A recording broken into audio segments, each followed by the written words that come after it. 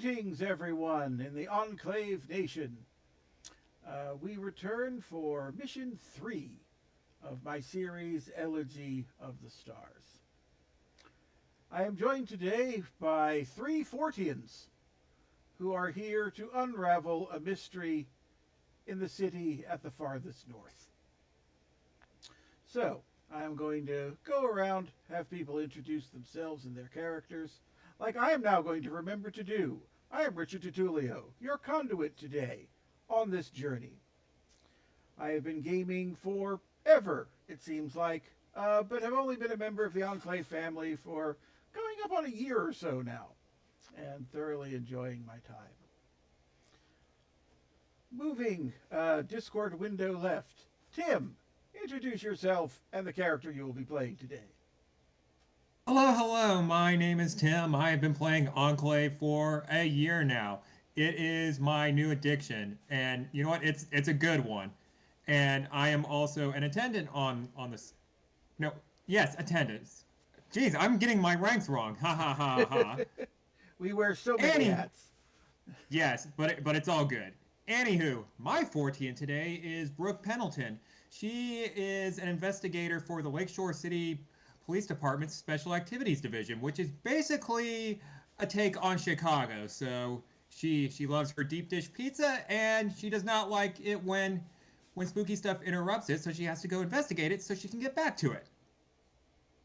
We're doing it for the pizza. Love it. Moving Discord stage right. Jennine, introduce us to you and your Fortean. Hello, I am Jennine. I have been on the Enclave server for little over a year.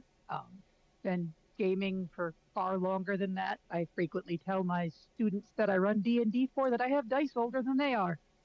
Um, Today I am going to be playing Trevor Jones. He is a detective inspector with the local Met office of the Ravensborough Police Department, and he was thrown into a special investigations unit as a bit of a hazing ritual, but he found he enjoyed investigating the weird stuff, and he appreciates a good cup of coffee. Excellent. Pizza and coffee. Good combo so far. Moving stage down. Lacara, please introduce yourself and your Fortean. Everybody, man, now I'm hungry. I just had lunch. I am Lacara. I have been playing since we're doing that today. I've been playing Enclave for almost exactly 6 months now. It feels like longer, and have been having a blast. I'm also an attendant on the server, and today I will be playing for the first time my Fortean Pine Bush, which is an Easter egg if anybody knows spooky stuff. He is a young, inexperienced investigator. He's actually something of a skeptic. He started out at the sciencey end of things until his parents disappeared under incredibly suspicious and alien abducted ish circumstances. So he has been ungracefully dragged into the world of the creepy and is finding his way. Excellent. Can't wait to discover how the skeptic deals with the city full of ice elves. So, Oh, yeah, this is going to uh, be great. for those of you that have not watched the 6 hours of previous content in this series, and if not, why not? We'll wait. Okay, you're back. Thank you. No, I will give you a quick rundown. Polaris. It is a city as far north as north can go. A previously timeless and beautiful civilization at the top of the world, where they lived in unity with the stars above, which was their only light. Until one day, the pinkish dawn arrived, followed by the fieriness of the sun, and time was brought to this timeless civilization. It's kind of gone downhill from there. The great center of their civilization destroyed in some fiery mistake the origins of remain unknown to this day. The remnants of that once great city are the surviving part of the Polaris civilization. And you have been following one particular defender of this civilization, Sir Gemma. She is of the Knight Stellar, the order that has pledged themselves to the defense of the remnants and the defeat of the mistake at its center. She has been through a lot. On her first mission in the summer, she was taking a young couple off to start a new life, and they ended up not making it. Only she survived the trap that she and her companions fell into. Driven by that guilt and that failure, she joined on a grand crusade into the heart of the mistake, and joined by another Enclave squad, they managed to get her to the center of the mistake, where she crossed blades with the Solaris Knight, the leader of the forces that rush out against the various remnants. And they wounded each other, her blade scratching his cheek and causing it to freeze into starlit ice, his blade scratching hers and setting it ablaze. And so now here in winter, at the time when the sun has set, the sky is once again cool and full of stars, and if you don't look in the wrong direction, you could pretend the mistake never happened, and that all as was it once was, cool and perfect at the top of the world. Allow me to read you the mission statement for today. The people were dying at the end of the world, but hope was not yet lost, for Gemma still heard the song of the stars. Sir Gemma, still grieving those lost in the summer and scarred by her crusade in the fall, arrives late to the annual winter conclave in the remnant of Southreach. Upon her arrival, she is informed that Lady Pixis, second minister of the Southreach High Council, has been murdered. All signs point to the murder weapon as a starlight sword, the signature weapon of the Knights Stellar. Sir Gemma is given the heavy burden of investigating the matter. Your mission is to discover the murderer of Lady Pixis and root out any greater conspiracy connected to it. Sir Gemma must survive. I open the floor to questions. What does a wound made by a starlight sword actually look like? There is really one military class, and they all bear a similar style weapon. It is your typical longsword. There are none but the Knight Stellars that are known to even wield them. Most people in the remnants are non-combatants. So to be honest, it being a sword wound at all points to the knights. But to those that know the swords well, there is a certain shape and bevel to a blade that its marks are known upon a body. For more details on that, you will need to see the body and blades for yourselves. Okay, I didn't know if there was something like marks of freezing or crystallization or something that made it obviously magical. This is known to happen when starlight blades are used against the forces of the mistake. They are beings of heat and flesh and weird proportions, and the starlight swords quench their fire and freeze their bodies. Usually you don't get that effect upon one of these blades being used against one of the people of Polaris. Okay. Cool.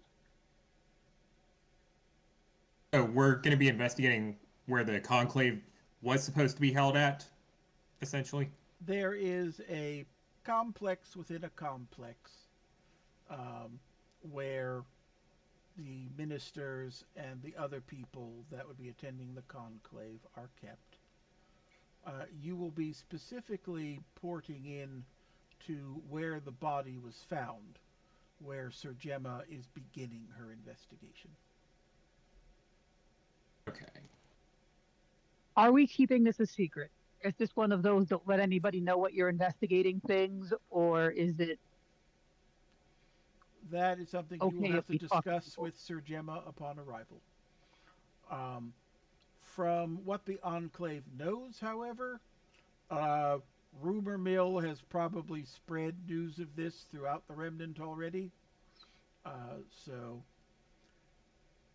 mainly because if what's been seen is truly true, it means one of the most stalwart defenders has turned rogue. And that is a scary thought indeed. Does anybody but Sir Gemma know that we're coming specifically? Sir Gemma does not even know you are coming. Oh, wonderful. To remind of her background a little bit, um, her grandfather was said to have visited the South and found other lands that were not Polaris.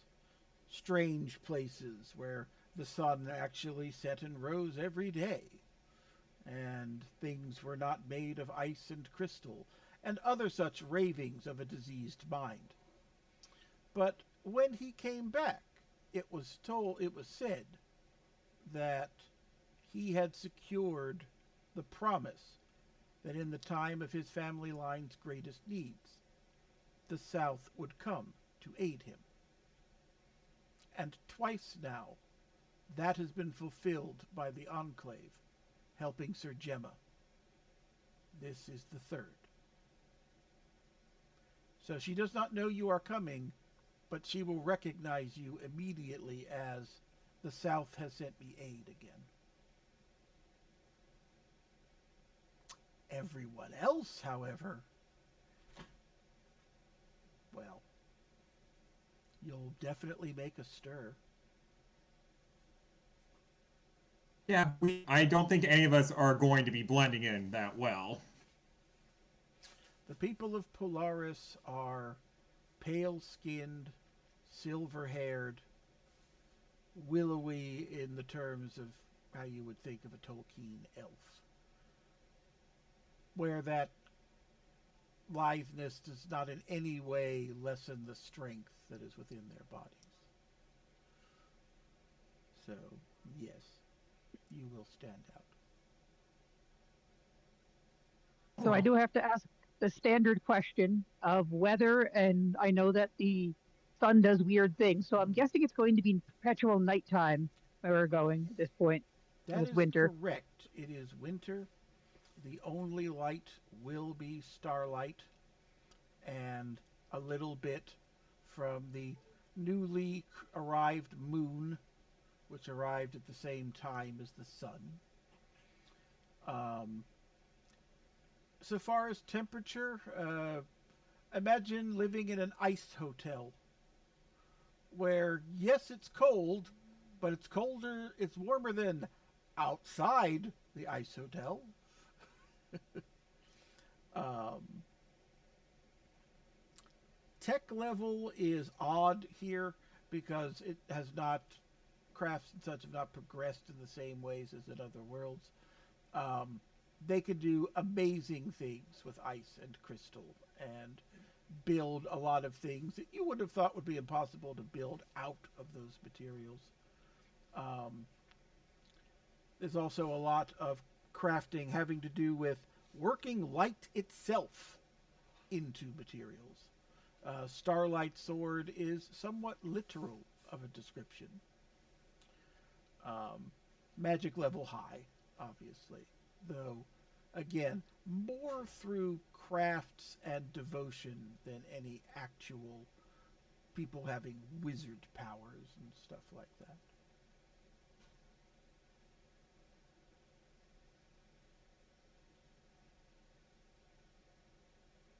Oh, casualties. other than Sir Gemma, if we have to hurt anyone. Not that my character is a murderer at all, but you know. Casualties should be kept to a minimum. Um, the murderer and anyone that helped them, it would be preferable that they were brought to justice. But if by the way they are resisting that proves impossible, so be it.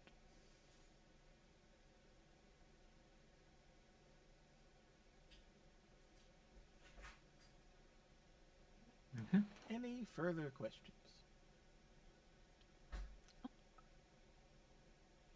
Lacara, I'm seeing your green light come up, but I'm not hearing words. My mic gate is weird. Ah, I'm good. good. Just checking. Yep, I'm good. All right. Then we shall move on to assembly.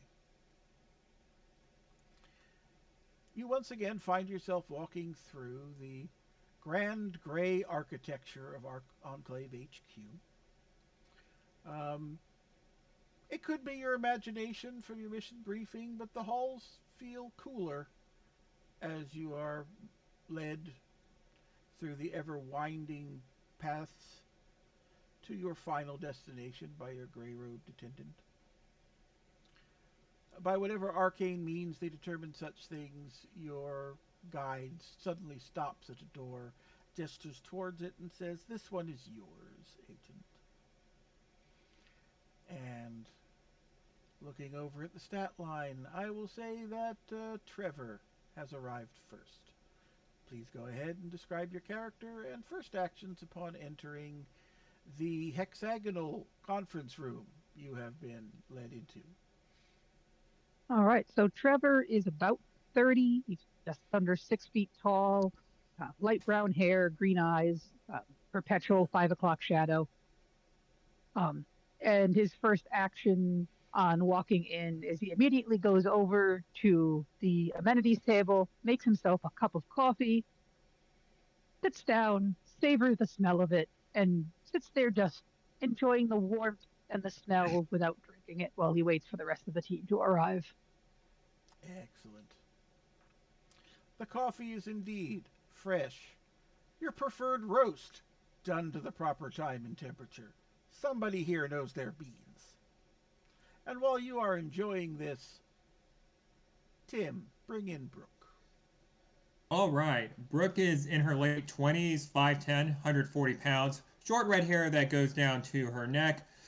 Always seen in a sleek black suit with matching shades, so really getting that Men in Black feel, and footwear appropriate for wherever she's going to. Today, probably a good sturdy set of boots, and she just casually walks on in, takes a look over at Trevor, and she gives him a smile as she pulls out her little identification badge.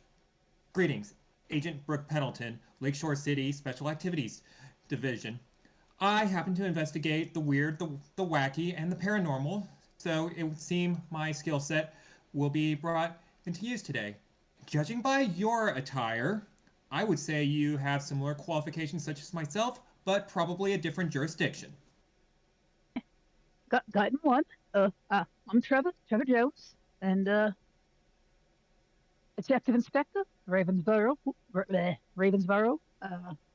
Med Office.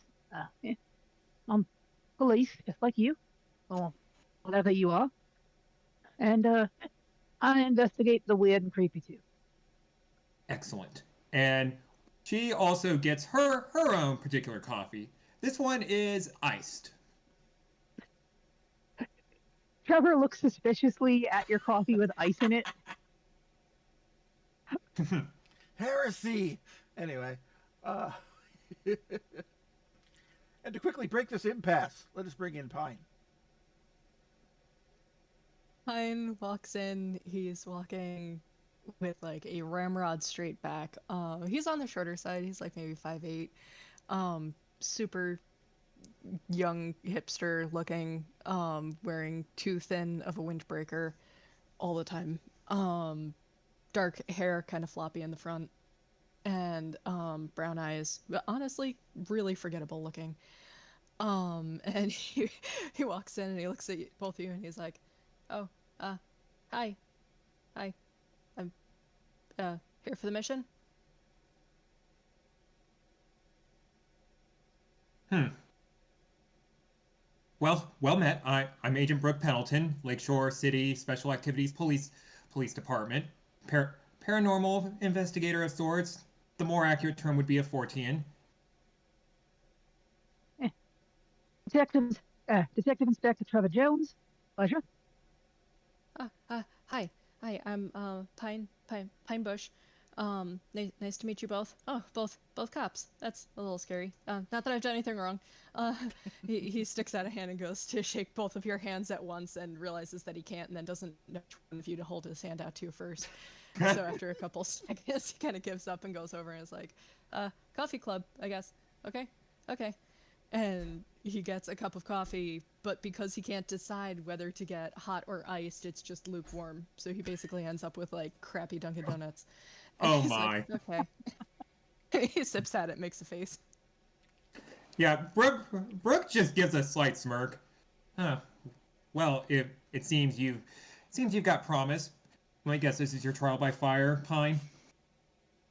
Oh yeah, I was in grad school when my parents disappeared, and the police, no offense, didn't really do much. So I've been trying to find out where they went, and kind of took me down some weird side roads.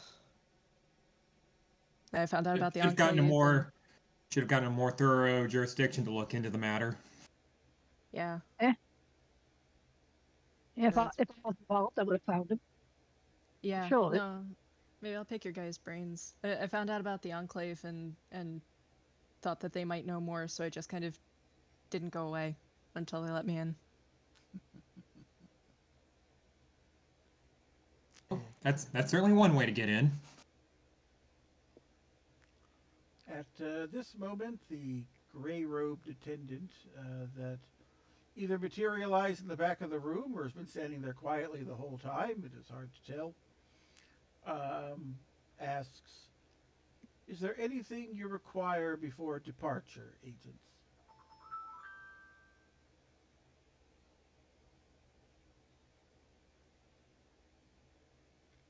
Good as I can be.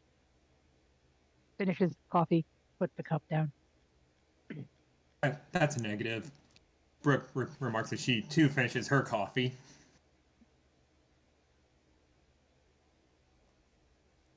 No, I'm good. I'm good. Then, with that, the attendant drums his fingers on the back wall, touching the keys of an unseen pad, and three teleportation pads in the back of the room flare into life. The attendant turns on a heel and strides from the room. Final actions prior to departure. Uh, Trevor just puts his mug back where he got it from, straightens his trench coat, makes sure he's got everything, nods, and strides to the telepad. Mine is like lying on the telepad, looking down through it, trying to figure out how it works. Brooke has straightened out her jacket and looks over at Pine. You may want to be standing up for this. Just saying. She Oh, says as she oh, steps onto her telepad. oh, yeah. No, that just the tech. Oh my god, that's amazing. You're not going to figure it out. Trust me. Oh, well, you never know until you try. It's the first time you see him smile, and you're like, oh, he's cocky under that. All right. The telepads flare into life, and the unusual feeling of discorporation starts crawling up your bodies. Your legs disappear, and yet gravity does not act upon the rest of you. You stay suspended in midair. Your stomach churns, and then that feeling is immediately cut off as your stomach disappears, as does the rapid beating of your heart. The last breath, the feeling hits your eyes. There's a swirl of rainbow color, and you are elsewhere. From a gray conference room through a rainbow swirl, you enter into a place of black and white. The walls around you are ice or crystal or a similar material. You are up somewhere high and open to the sky. You can see a beautiful field of stars up in the sky. The room is roughly circular. It gives you the feeling of like an open room at the top of a high tower. There is a cool breeze whipping across the entire area. It is bare of any furniture or decoration, marred by the body on the floor, and bending over said body is a young woman. She is dressed in. They look like they should be traveling clothes, but they're of too fancy a material. Also in various shades of white and silver. She has a sword at her side, and is, as I said, bent over the body, inspecting it. As you appear, that must have caused some noise because she turns around.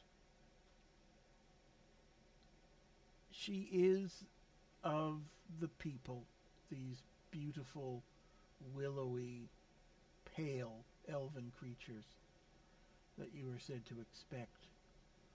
But across one cheek is a scar, and the flesh around that side of the face is as red and pink as yours.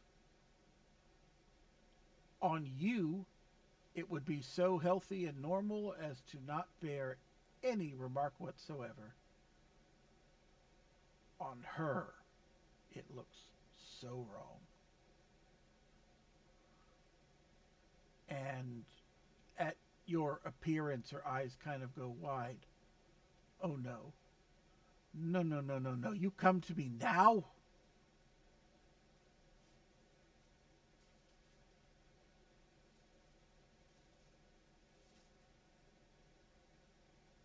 Response, Indeed, please. indeed we do. Agent Brooke Pendleton, Lakeshore City Special Activities Division, police agent. She she gives a very curt smile to Gemma. We're here to help investigate this murder, so to speak. Have you found anything so far? Do any of the rest of you say anything, or do you leave it at that? And let her speak for now. Yeah, Pine's trying to hang on to his lunch. This was his first time teleporting. Mm-hmm. Gemma doesn't answer you at first and rises from where she's crouching and is kind of trying to look beyond you. Quick, in further before anyone gets a sight of you. Yep. Um, and Gemma is like, I know you wish to fulfill your oath. I know you have been pledged to come help me. But this time I wish you had not come.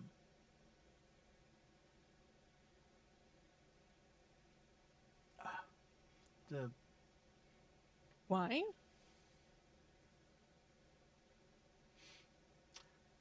I was given this task because I was the only knight not present, and thus they feel that I cannot possibly be the killer. And for all Oh. that, some, she traces her scar, see me an agent of the sun who will do nothing about this.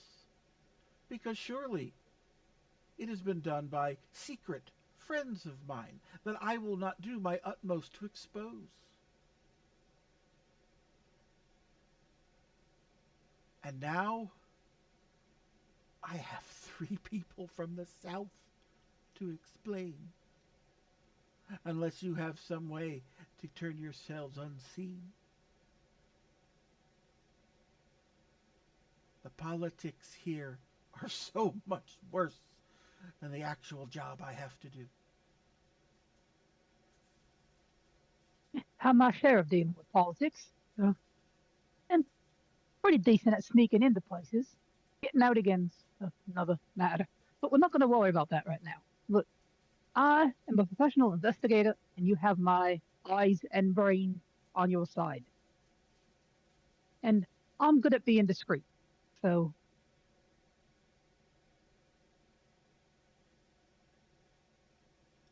Gemma looks to the other 2 of you. I I have similar qualifications as my colleague over here. We'll we will be your we will help you out with our eyes and our brains, and we will definitely do our utmost to not leave a presence.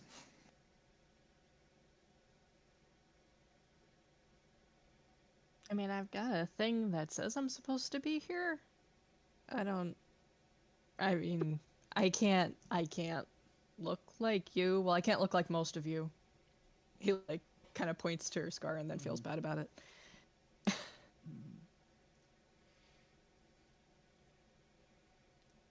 Gemma's.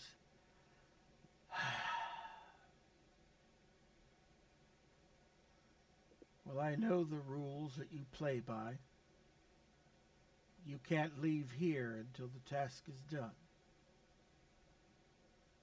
Come on, then. And Gemma leans back down over the body. It's,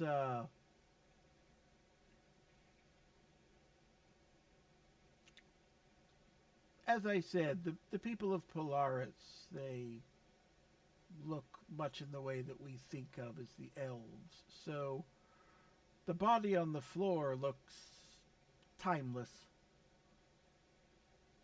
Hard to get a sense of age. She is dressed sumptuously in some black material, set off with tufts of some sort of white fur here and there, accenting various parts. You could only assume that she was quite lively before whatever happened. The blade wound in her chest is obvious. And from the way it is puckered on the wound, you think she was stabbed from the front. But the interesting thing is that surrounding that wound, encompassing a good chunk of her chest and in the back as well, the flesh is frozen.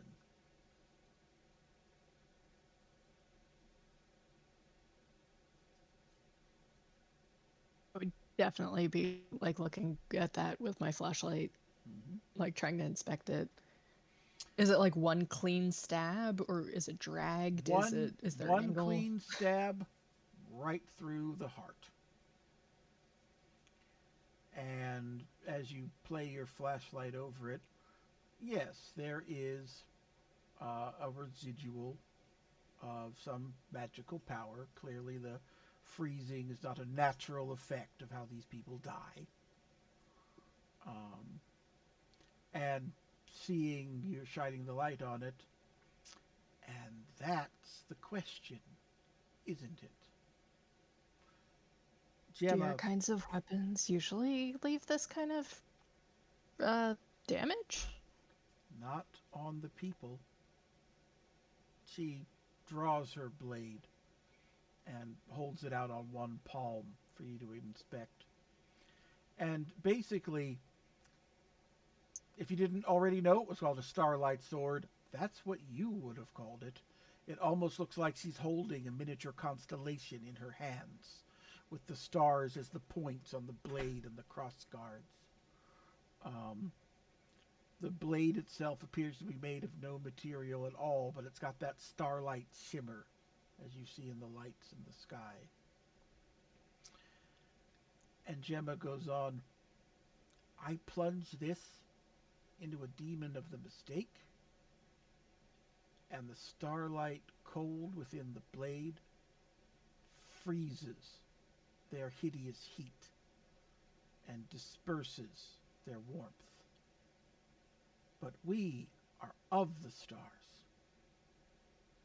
This coldness and that, we are one. Our swords do So not affect the people this way. if it's not a weird question, I'm gonna assume you guys don't bleed like we do if you get stabbed. Or at least not the same way. She touches the blade of her sword to one of her fingers, and you can see a clear liquid pours from the cut. And when it scabs over, it's almost like a bit of icicle stuck to the outside of her finger. We bleed. She didn't.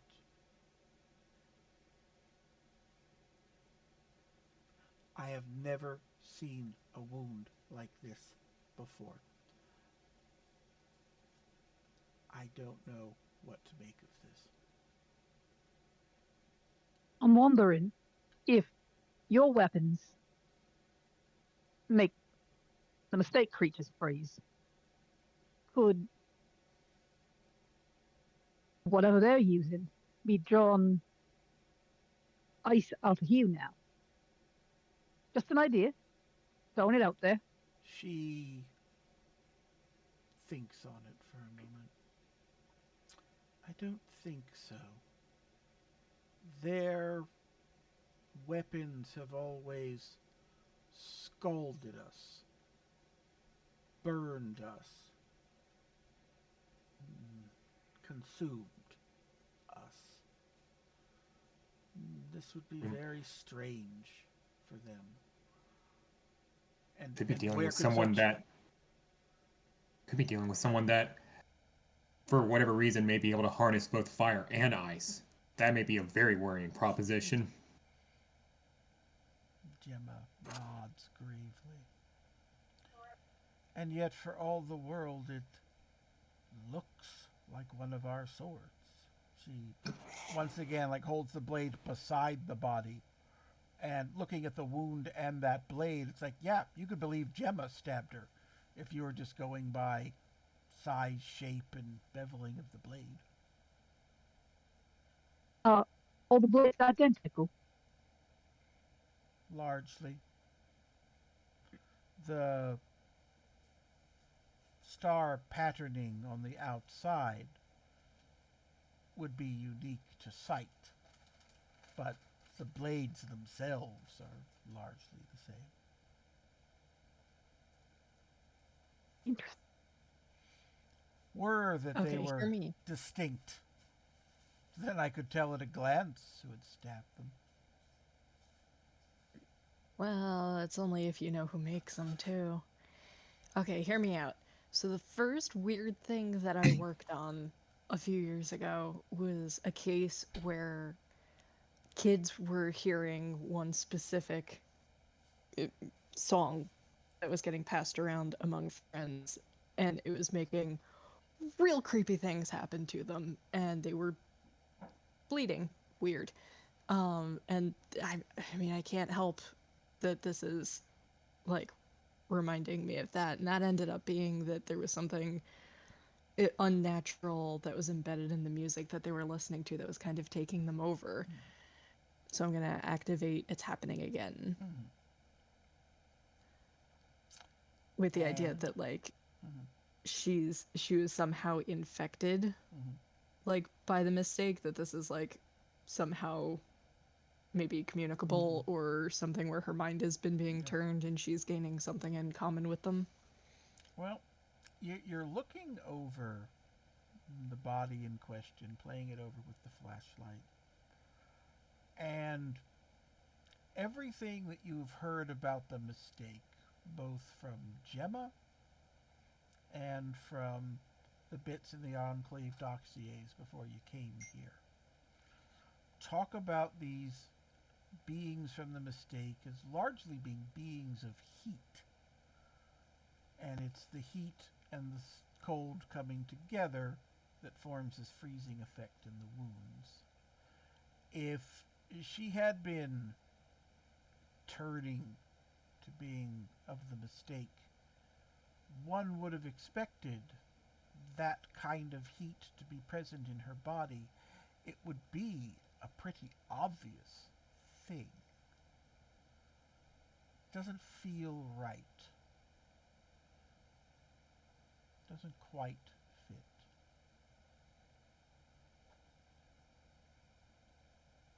You think it more likely that there's something out there that affects the people in the same way the Starlight Swords affect those in the mistake. Oh, like there's something even more frozen that they're getting attacked with. That's more what it feels like to you. Ah.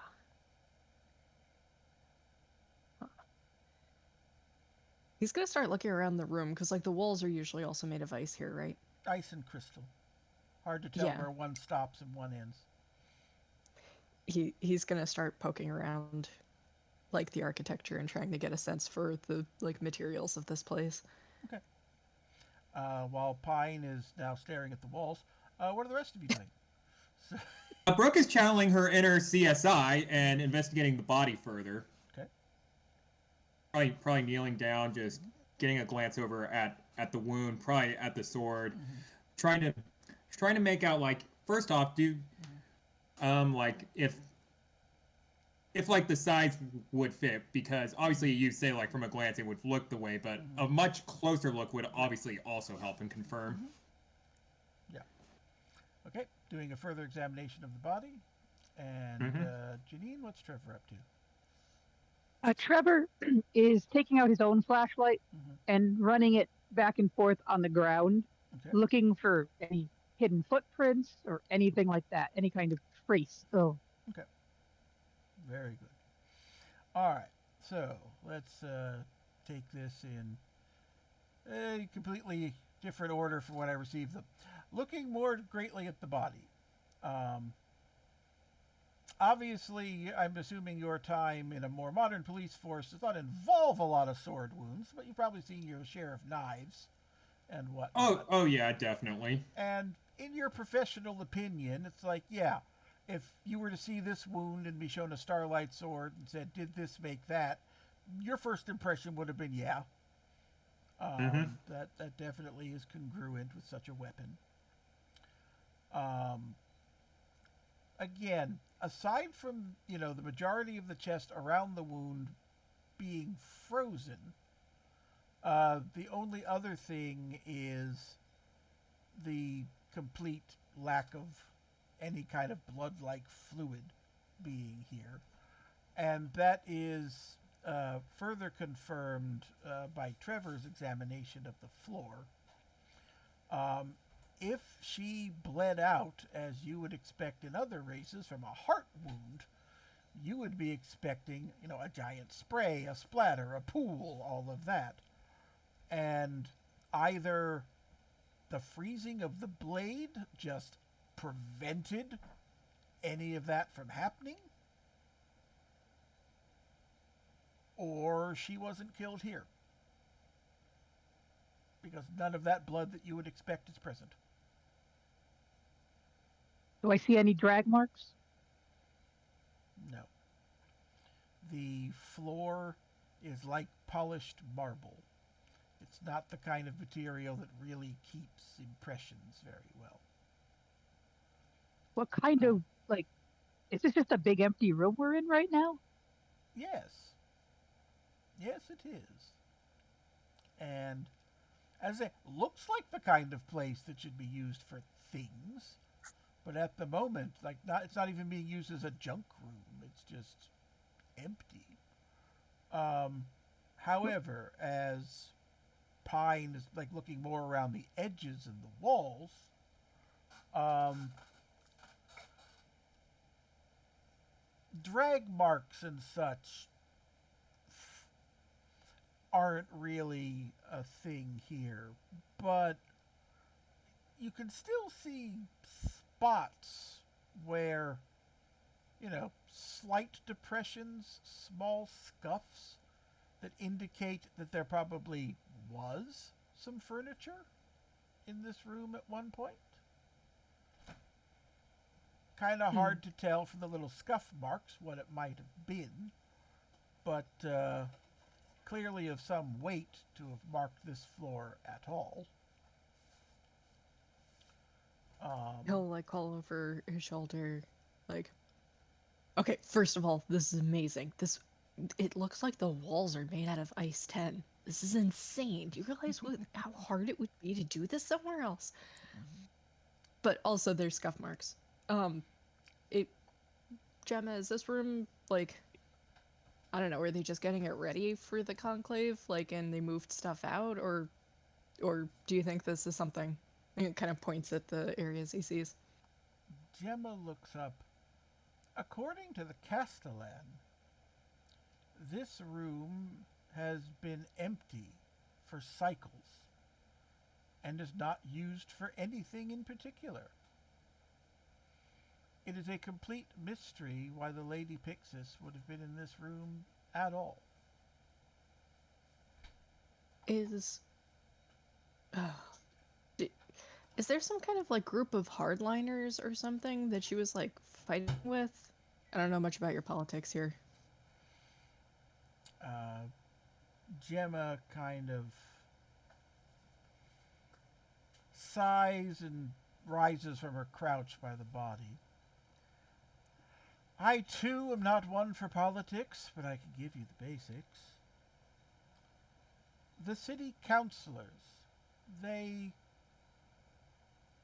focus on culture, on arts.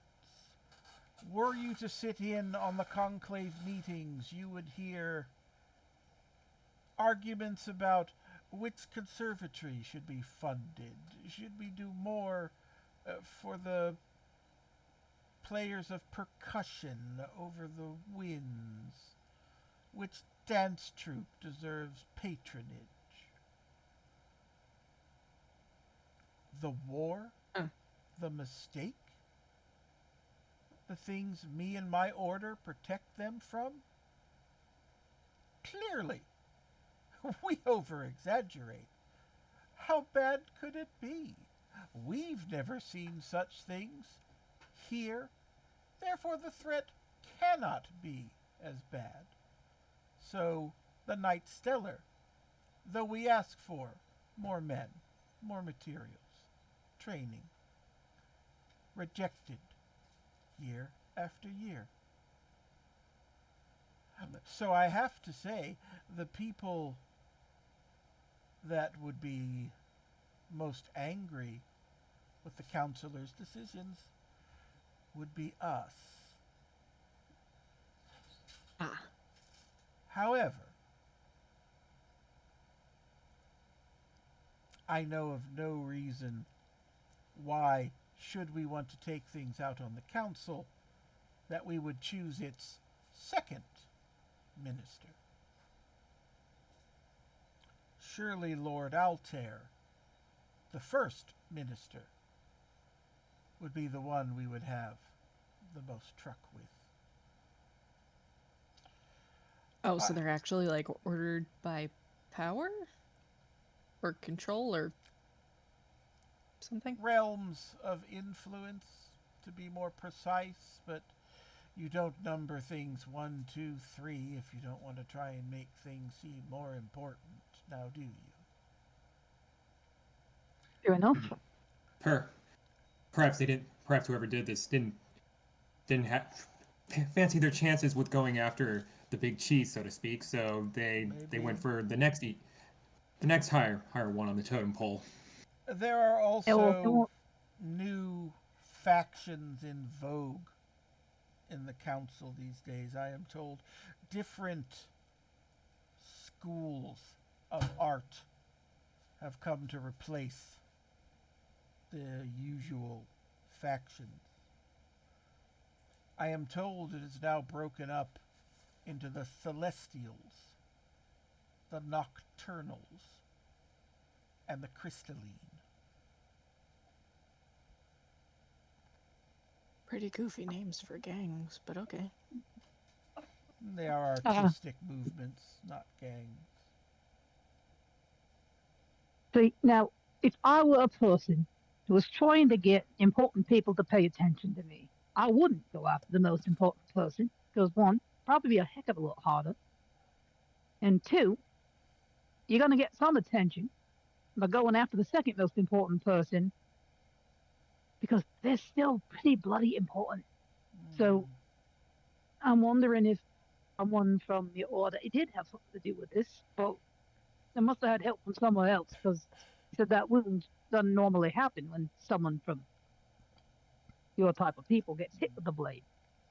So, When you make that suggestion, you see Gemma bristle a little bit.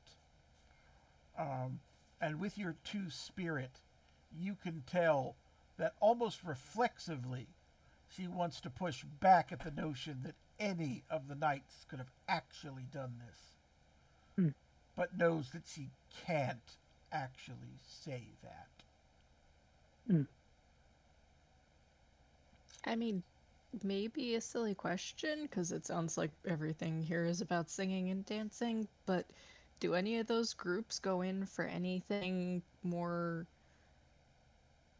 technological, like developing new kinds of materials or weaponry or anything?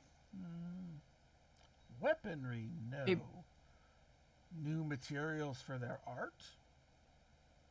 Possibly. Gemma kind of gives a slight shrug.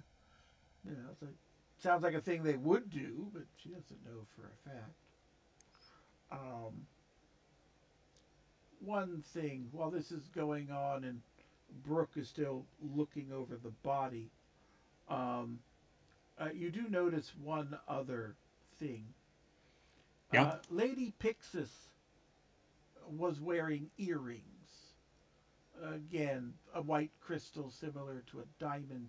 There's only one of them in her ears, but both ears are clearly pierced. Interesting. It looks like it looks like someone might have snagged one of the lady's earrings. Or it fell out. Ladies do lose their earrings an awful lot from what I've seen. Sometimes Brooke on will purpose. look at the ear that doesn't have the piercing. Does it look like it would have fallen out, or does it look more like it would have been yanked out? The ear is not torn or damaged in any way. If it was removed, it was done so carefully. Well, either it did fall out, or whoever removed it, they definitely took their time to make sure that it didn't look like a struggle. Right. Interesting.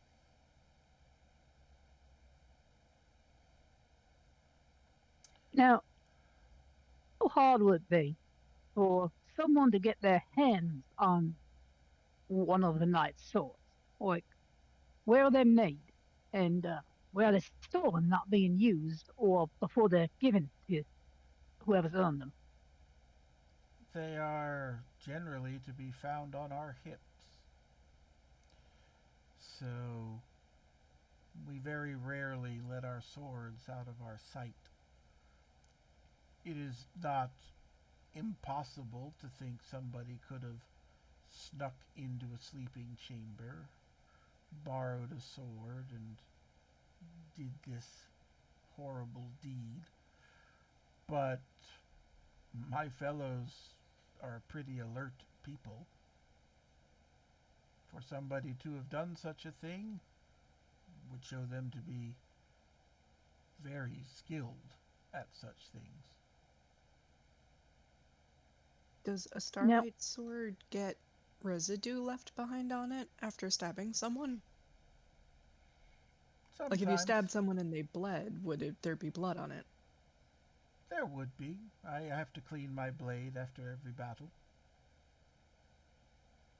Seems to me if somebody took someone else's sword, it would be in their interests to put it back uncleaned. who crafts the swords? Like, could they have been taken from where they're being crafted? The knowledge of how to make new ones was lost in the mistake. The swords that we have are passed down from other knights that follow the same stars that we do. The ones not currently given out are locked in the vault.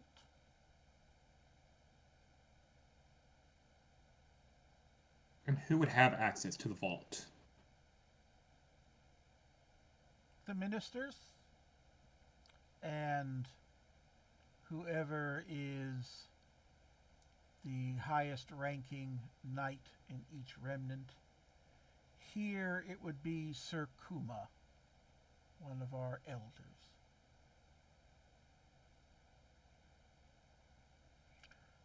The name rings a bell from the dossiers you were given on the previous mission. Sir Kuma is one of the knights that joined Sir Gemma on crusade and charged into the mistake with her. Mm-hmm.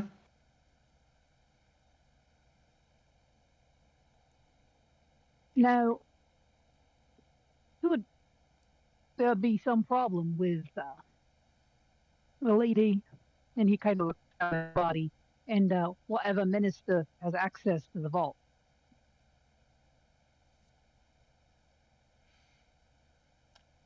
I'm sorry, your thing glitched a bit. Could you repeat the question? Could there be some kind of beef between the lady and the minister that has access to the vault? This lady would be one of the ministers that had access to the vault. Any of the three highest ministers could access it. You said they each kind of have their own area of art that they deal with, right? Indeed, Lady, What was Lady Pixis's? she was over architecture and dance.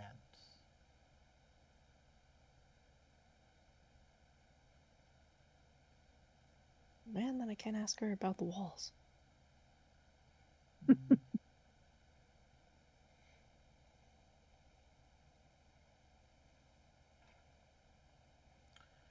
And since I assume you'll be getting around to asking me, so far nobody has come forward to say that they had seen the lady heading in this direction or had any idea that she would be present here.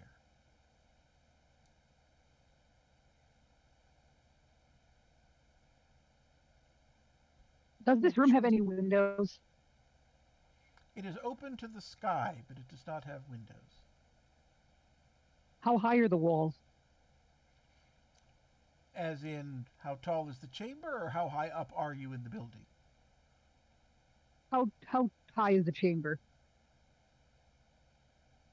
How difficult would it be for me to like climb up on the wall and look down and see how far up we are? Ah, oh, you can simply walk over and look out. It's almost like it's built for observation.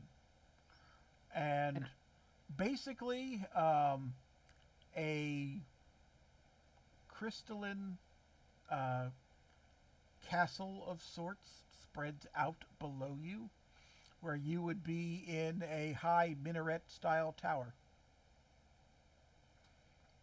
Uh, Perfect for stargazing.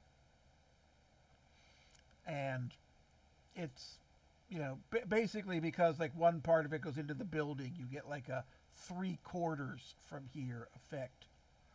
And from each vantage point, it's just again a different aspect of the night sky.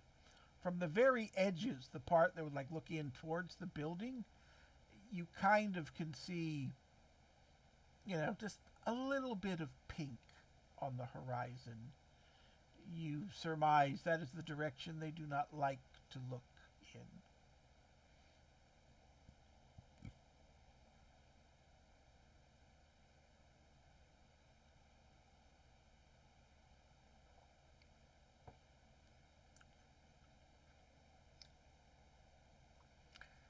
The other curious thing is that this room is supposedly unused. Nothing really connects it to any other. And yet a servant came through and discovered the body. A servant that should have had no reason to climb up here.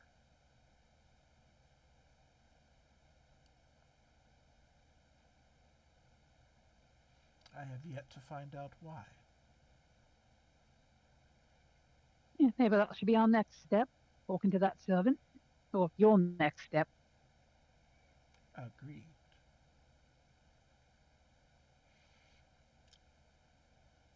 But more to the point, what do I do with the three of you? Do I present you to the court? Do I trust your abilities to move about unseen and unnoticed? I cannot say what welcome you would gain from any of my people if they discover you here without explanation.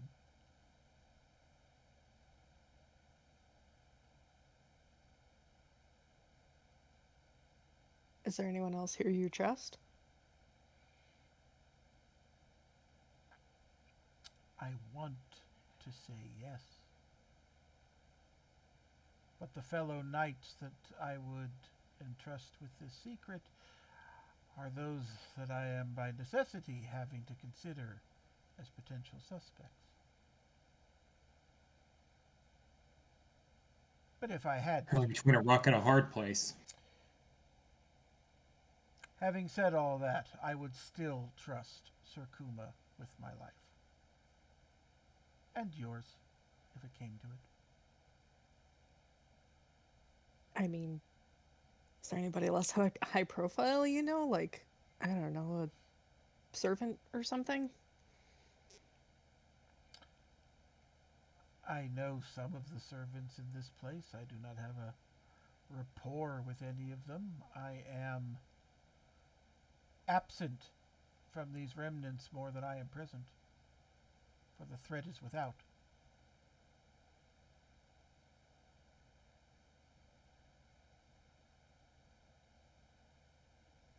So I'm thinking she was killed somewhere else.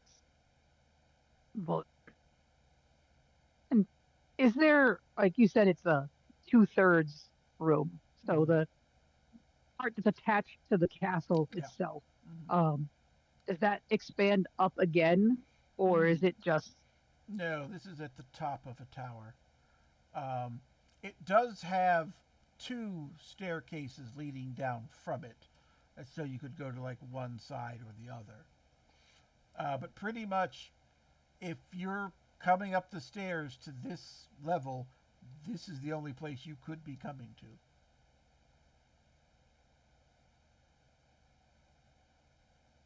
I'm going to go examine one of the staircases. Mm-hmm. Brooke is going to examine the other. Okay. What are you looking for? Um, Footsteps, disturbed dust, that sort of thing. Okay. yeah, one hand has the flashlight out doing exactly that. The other is probably going to be fiddling around with her frequency analyzer, Mm-hmm. maybe trying to hone in if there was like traces of any voices that may have been like whispers remarking of nefarious deeds, secret plots, that sort of thing. Gotcha, gotcha. So the sounds of static and a theremin fill the air as Brooke fiddles with her frequency analyzer. Um, you actually see Gemma wince at the sound.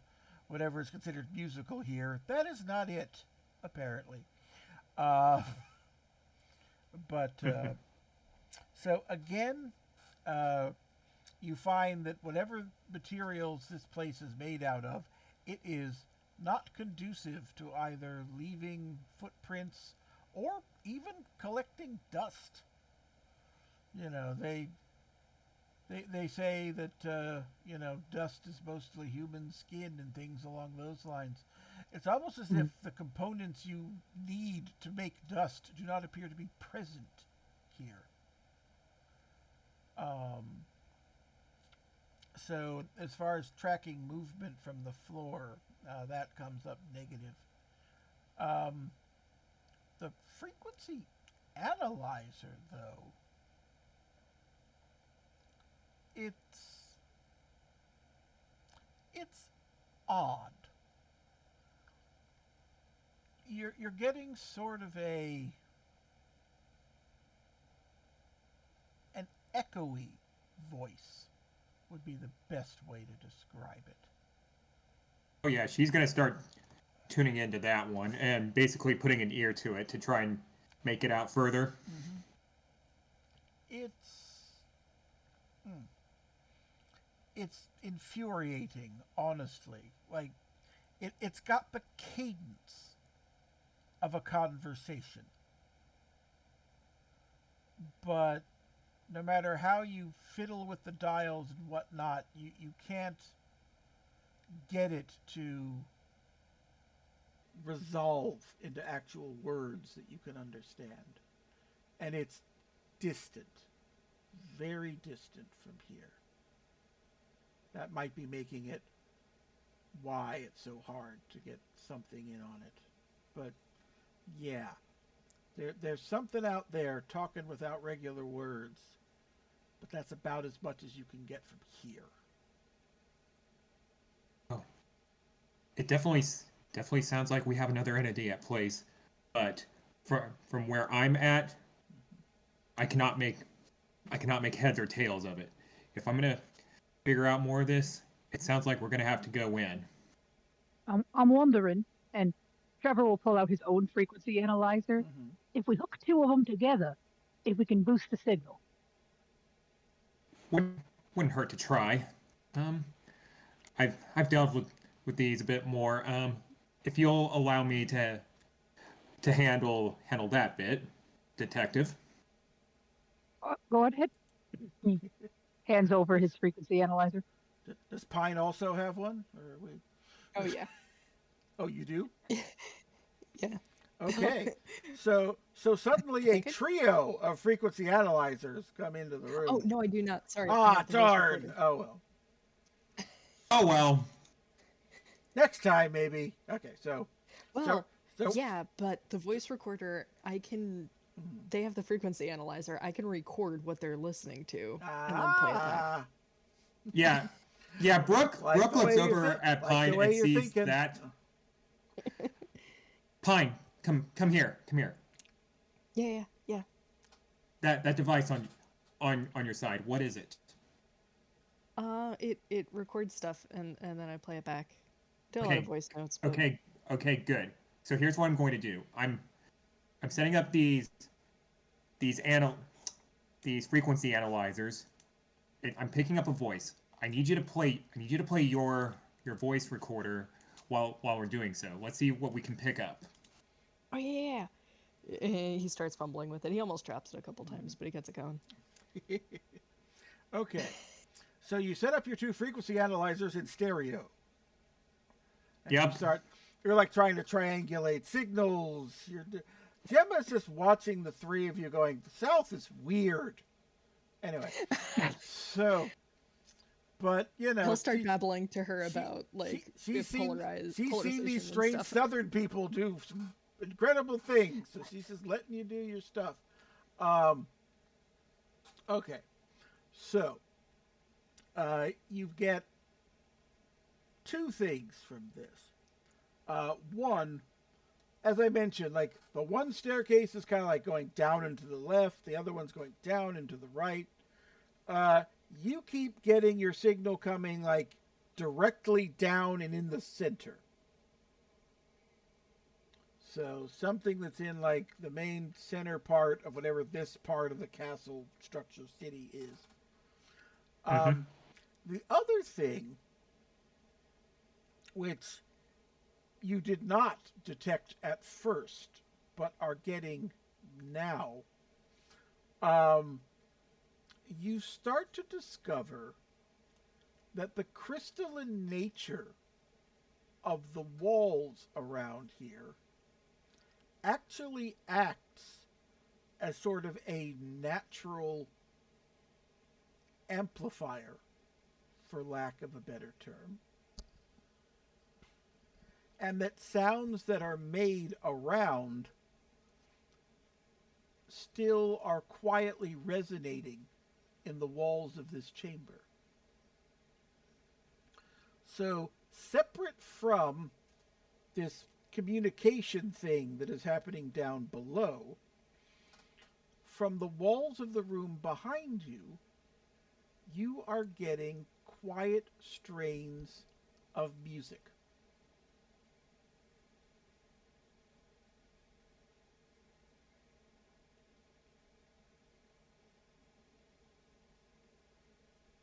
Yeah, Brooke is just thinking, like, hmm, is it is it normal that they would be playing music at this time?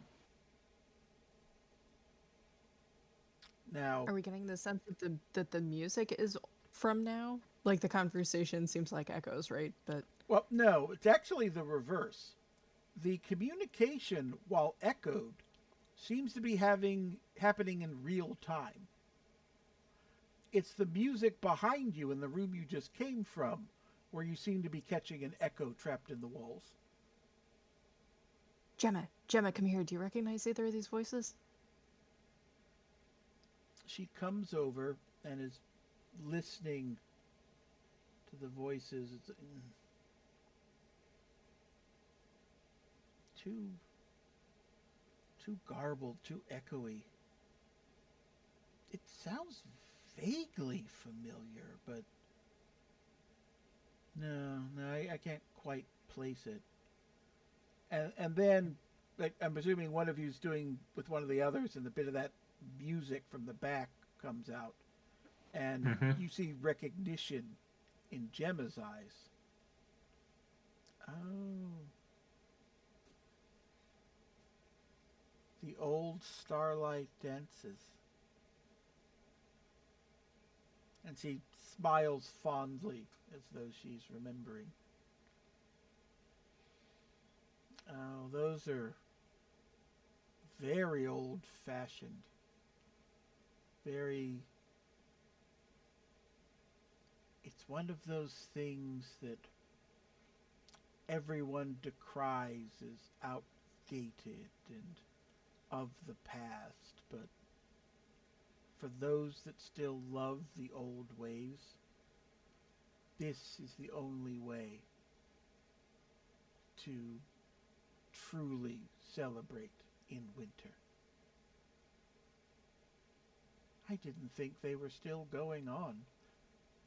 Surely no one would admit to it these days, lest they be branded as out of touch. Would Lady Pixis have supported something old-fashioned? Not publicly, but that's the point, isn't it? The people that still enjoy this would be doing it in secret. Perhaps that was why the servant was coming up here to prepare things for secret dance party. She points to your weird devices. But this is music from the future? This is something you're picking up that happened already. Yes? Uh, I think those voices is happening right now. The music happened already. Then perhaps the dance already occurred. might have been a cover of sorts.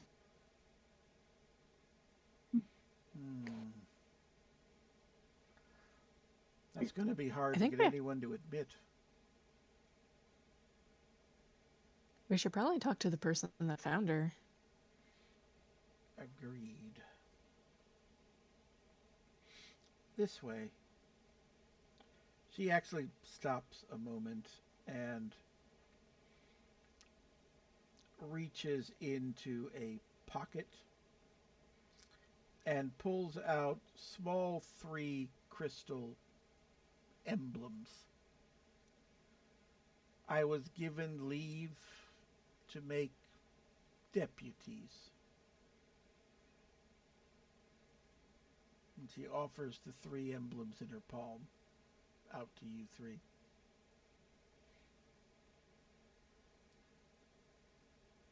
Appreciated. Could one of us try to stay hidden? Keep it on Just in you, case. even if you do. It may help in a tight situation. Yep. Brooke is gonna fix her emblem to like where the pockets where in her suit would be kept. Yeah. A lapel. Stick it through the windbreaker. So, she leads you down the stairwell proper and says both of these stairs lead down into the main courtyard around which the Conclave buildings are set. I don't know exactly whose servant it was or where they've gone now. We're going to have to seek out the Castellan and see if we can find out where this servant has gotten to.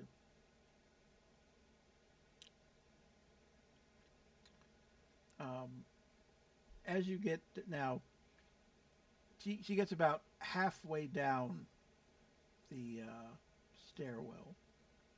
And it's like, the moment we get to the central courtyard, it's going to be crawling with people. So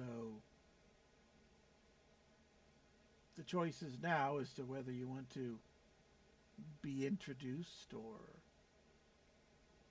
find another way. What will be most convenient for you?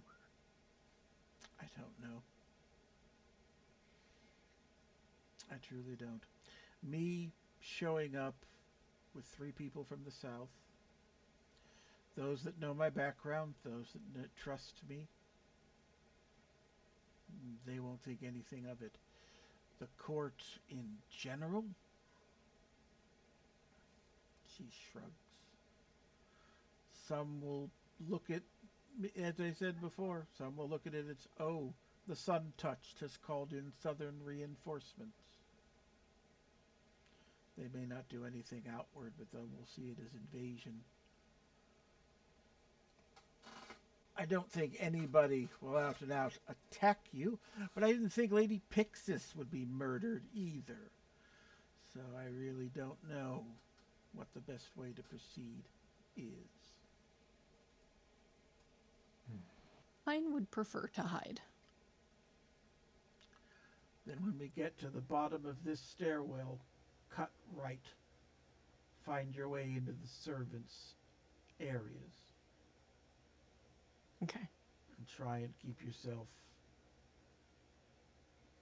as out of the limelight as you can. I would find some way to cover your face. Yeah, I was gonna try to look for something. Do people wear cloaks or something around here? It's not unknown, though it is not fashionable to conceal your face. There are still some that do. Okay. Some have asked me to do so. I don't, to spite them. Gemma smiles. Go you. He goes for a fist bump. She looks at the fist hung in midair, having no reference for this. Yeah. I'll drop it awkwardly. may just need to be of as simple for me as finding a veil. But Trevor will turn up the collar of his shirt, so it's kind of like as best he can to hide his face, part of his face anyway, lower half. And the more she talks like this, she's like, "Oh, hang it all this way." Slight change of plan, and when she gets to the bottom of the stairway, doesn't go. You can see the big archway, which would kind of lead into a big courtyard thing. She herself cuts right a little bit into some, twisty, narrow corridors, takes you up a small side stair, and opens a hatch in the wall. And basically, it's like, I learned this from one of my servants a long time ago. It's a shortcut to my rooms. And leads the three of you in there. Fairly Spartan accommodation. Not much more than room for a bed and a place to drop her stuff. But for all that, Sir Gemma has a fairly sizable wardrobe. From the state of the room, you guess that most of it stays here, as she doesn't have a lot of a reason to use it. But she just kind of throws her hand at it. Find what you can. See what you can do to blend in.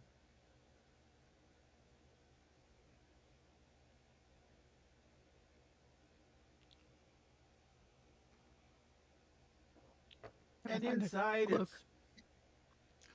she has traveling cloaks, traveling outfits, some fancy dresses, even a few veils.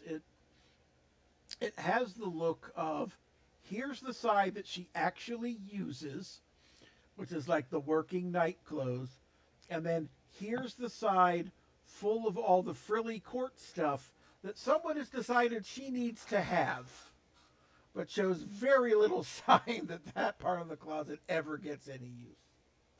Mm-hmm. So, and Gemma is not necessarily a full size fit for any of you, but you can assemble enough clothing that at least at first glance, you just look like somebody of the people that's, for whatever reason, covering their features. The big thing she points out is you're all going to want to don gloves. Otherwise, the pink skin of your hands will be a dead giveaway that you're not of the people. Yep. Mm-hmm. Obviously, get some black gloves for Brooke to match with her suit. Yep. Gray for Trevor. Yep, she's got a nice collection. And again, let's be honest. Mm-hmm. He probably has a thing of latex gloves in his pocket. He just pulls those on. Good, your hands are blue now. That'll fit in. Anyway, Two hands of blue.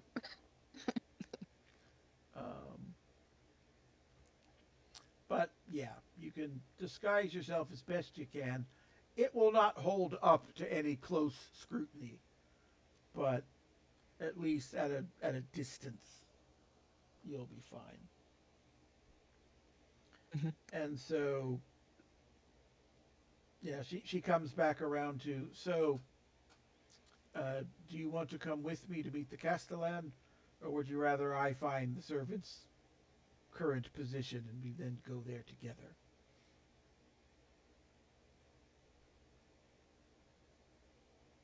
Well, I'd think you find out where he is or she is, and we go together. We could probably wait in your rooms for you to come back. I think.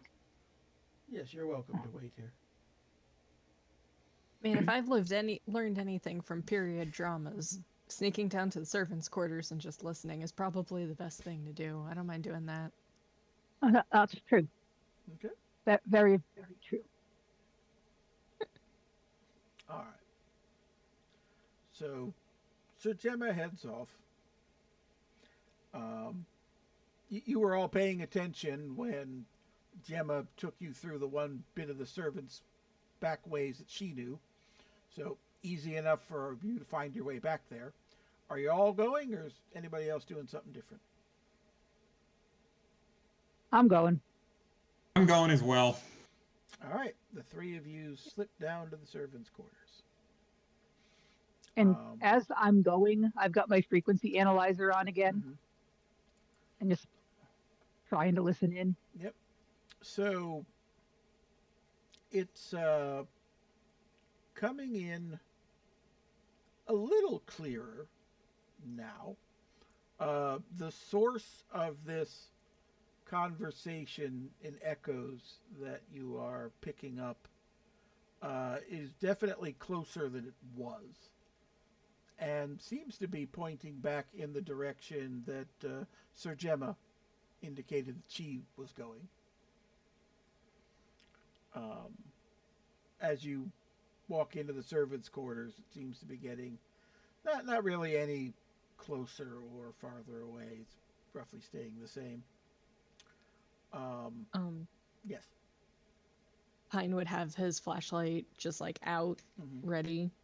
And I would like to slip through the cracks to get in here without anybody seeing us. Okay. That is perfectly acceptable. So, well,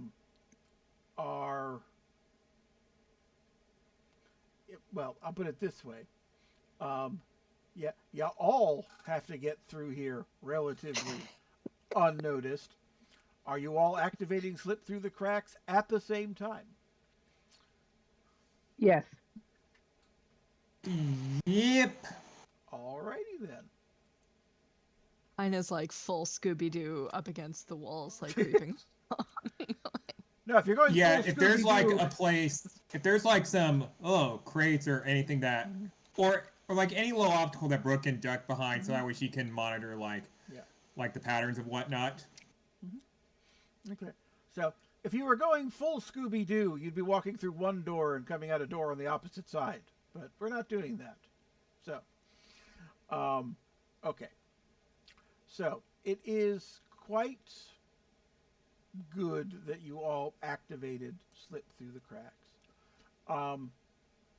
Definitely not gaps in security, but very much servants are coming and going all at all times in all directions, and it's just a matter of knowing when to stop and let them go by before you continue forward. And with all three of you activating this at once, one of you catches sight of who would see you before the others do. And it's just constantly switching off. You're basically switching off, each one pulling the other two to the side at just the right moment as you're slipping through the servants' quarters. And you're listening in on like 10 seconds of different conversations as you're letting people pass by and hearing what's going on. Because as it'll be as no surprise to you, everybody is talking about this. The first thing you discover is that the servant that found Lady Pixis, her name is Massim, and she is basically a general. She's a general servant. She doesn't actually belong to anyone in specific. And so a lot of the chatter is along the lines of, just like you were thinking, why was she even up there? Yeah, someone must have sent her. There's no reason for anybody to go up into an empty room. So you're getting a lot of that. Um, you get snippets of a lot of conversation where it's absolutely clear to them who did it, and all of them have a different candidate. Um, a lot of people are certain that it had to be one of the other two ministers that did in Lady Pixis, because then they can control who has that seat and get the second vote that will always cause things to go their way in the ministries, in the votes. Um, there are others that are absolutely certain it has to be one of the knights, that they've been shut down in their requests for too long, and one of them just snapped. Like, that's clearly what had to be going on. And so, as again, and each one is like pointing a finger at a different knight. I mean, Sir Rigel's got his fingers in so many pies, and Sir Saren's just never been the same since they came back from Crusade. Have you noticed just how aloof Sir Yilden's been lately? Like, pick a name, somebody down here is sure they were the one who did it. But the most interesting thing by far is a pair of servants that are walking by in huddled conversation, and what you overhear from them is, do you think someone found out about the recital? Why else would Massim have been going back up there?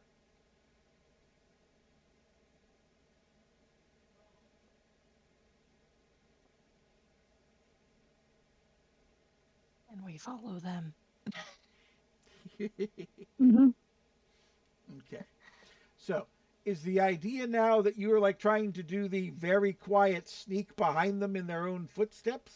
Because if anything happens for them to turn around, there's not a place for you to duck into.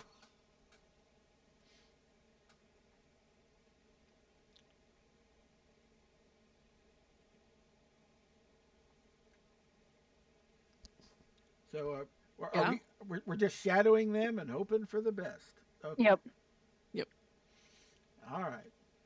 So let me just remind myself of all your stats. All right.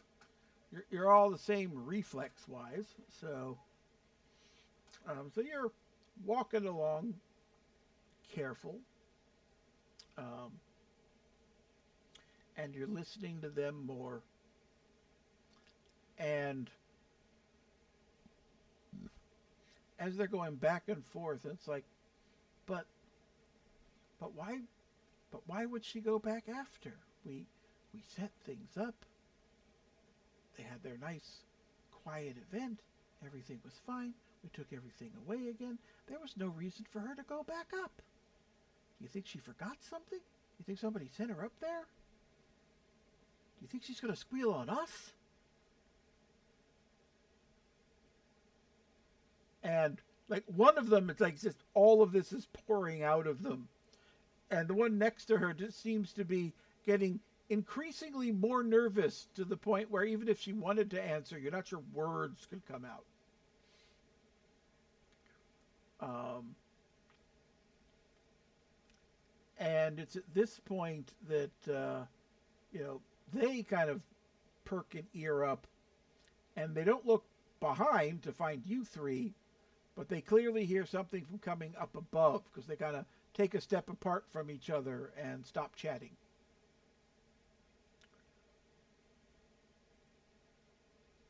And you said there's nowhere to duck into in this area. You could flatten against the walls like you have been, but you're counting on people just not to be looking very carefully in that direction. If they turn to go down your hallway, they'll note you. I mean, you've still got a bit of a remnant of your ability up, but you have stuck into the place where you could find something, which was this conversation. Yeah. So you're kind of on your own now. Is there a doorway by any chance in the hallway that's on either side of this passageway? Let's see. Yeah, I've got one luck. I was going to say, a couple of you have luck. Yes, there is a doorway of some kind. I'm going to duck into that doorway. Okay. Brooke is right behind Trevor. All right. Mm-hmm. Everyone's barreling through the unknown doorway. All right. Yep. What could go wrong? And you fall into the bottomless pit. No. They really should mark that No, door. even worse, the fly of despair. It's gonna happen someday. Indeed. No. So the door opens. You all pile in. And it seems to be like even colder in here than any of the other rooms you've been in so far. Apparently, even in the frozen north, they have freezers.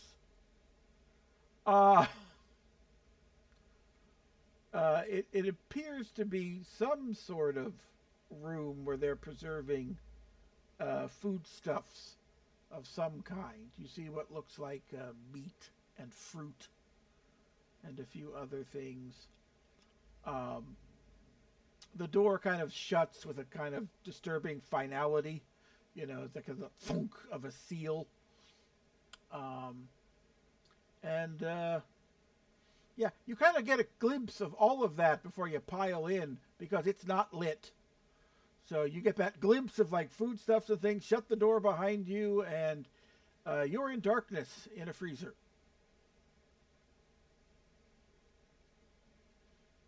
Well, I don't think we got to worry about anyone finding us in here. Yes, but we should try and see if we can't find another way out. Just Yes. There's always like one of those things. There's a rod somewhere, and you just poke it into that spot under the handle, and you can get out. He's like rummaging around on the side. Well, it's a good thing you all have flashlights, because otherwise it'd be pitch dark in here. yeah, Brooke is turning on her flashlight and just So, scanning around. Yeah, getting a closer look at the room. The whole room is, again, slightly magical, so it doesn't surprise you because, you know, you can't imagine there's some sort of refrigeration unit attached to this, but something's making it colder in here than usual. Looking around the hanging joints of meat and the stashed fruit and things like that, it's like, you don't see any other doors. Nobody makes, well, I mean, pass-through freezers are a thing, but this does not appear to be one of them. And if this freezer has a secret passage to this conservatory, you haven't found it yet. So...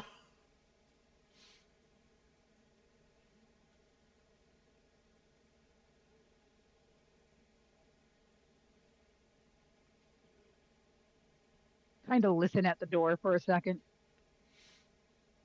The door being so thick to keep the cold in, you're not sure if there's nothing to hear or if you just can't hear through it.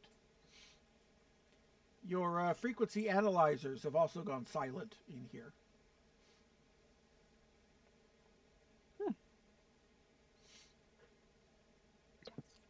If it wasn't for the slow creeping hypothermia, this would be a good place to hide from things. You know?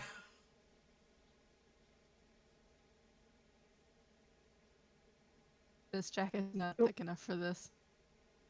Yes, and yours not walking either. There's Brooks.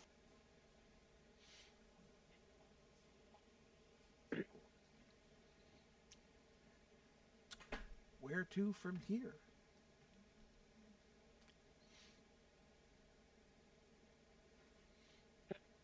Get back to Gemma's room, eh? Yeah, that's probably our best bet. We definitely got some solid leads on this Mazin character. So, all right. So you are able to see it. Crack the door open a little bit. Listen out. Seems to be quiet. So you push your way back out of the freezer. Everybody that you had been following up to this point appears to have gone elsewhere. So it is just you and the empty hallway, which, as you know from the comings of goings to get here, will not remain that way anytime soon. This time on your way back, you are uh, limited to your own senses and reflexes to avoid discovery. Uh, you find places where they store flowers, a place where uh, it looks almost like a candle making setup, except what they're making is out of crystals, kind of a thing. Like just weird workshops that you're constantly having to duck your way into. And fortunately, none of them happen to be inhabited on those times where you've got to leap in to get out of the way. And you reach Gemma's room just as she is coming out of her room into the hallway. And she just kind of looks at the three of you. Wait, never mind. Get back in here. Gestures the Yep. three of you in. Like, We're just here to complicate her day. yeah, pretty much. Yep. And,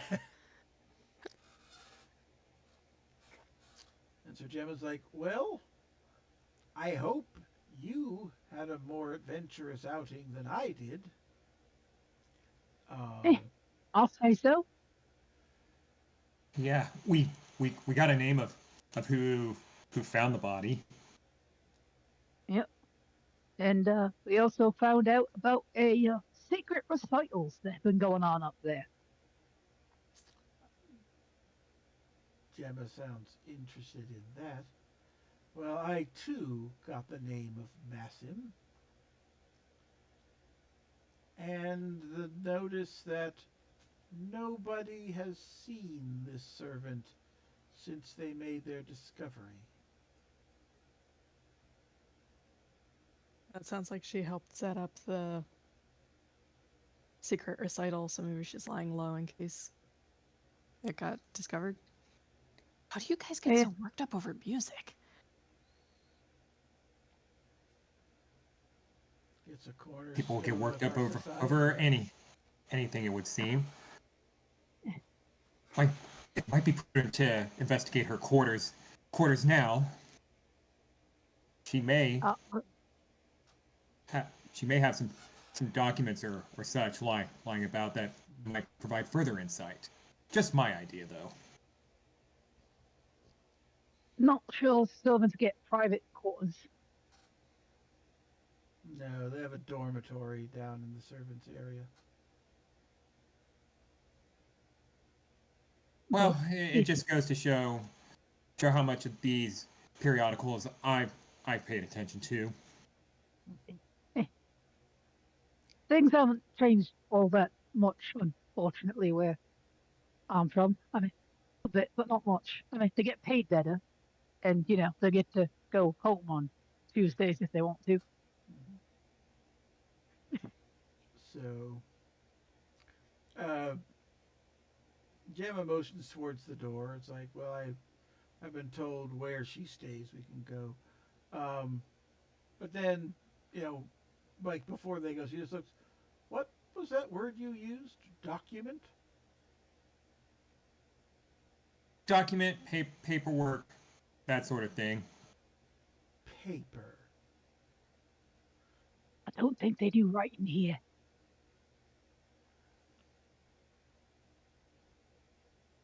Now, when you say writing, she's like, oh, no, we do writing, but usually only for formal proclamations and official histories. Uh, it is a difficult craft to master. Uh, Not many of our surfaces take well to writing. So if someone wanted to, like, secretly send a message to someone else, how would they do that? Well, you would either send a very trusted intermediary, or you would have to procure a speaking crystal.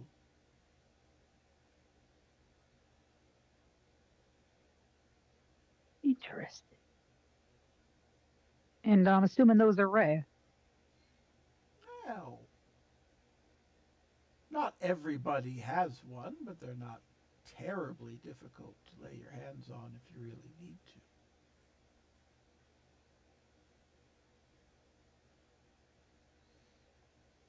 Are these a one-to-one kind of thing, like walkie-talkie, where like you have one and the other person has the other, and that's the only person you can talk to with it?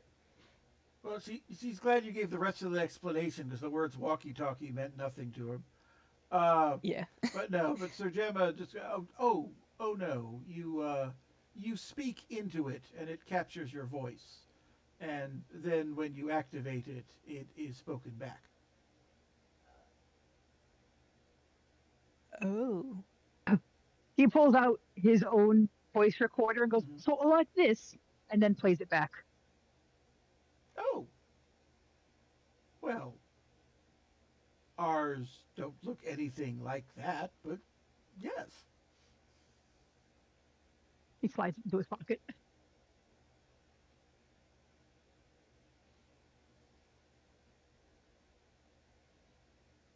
All right. So magic voice recorders. Mm-hmm. Interesting.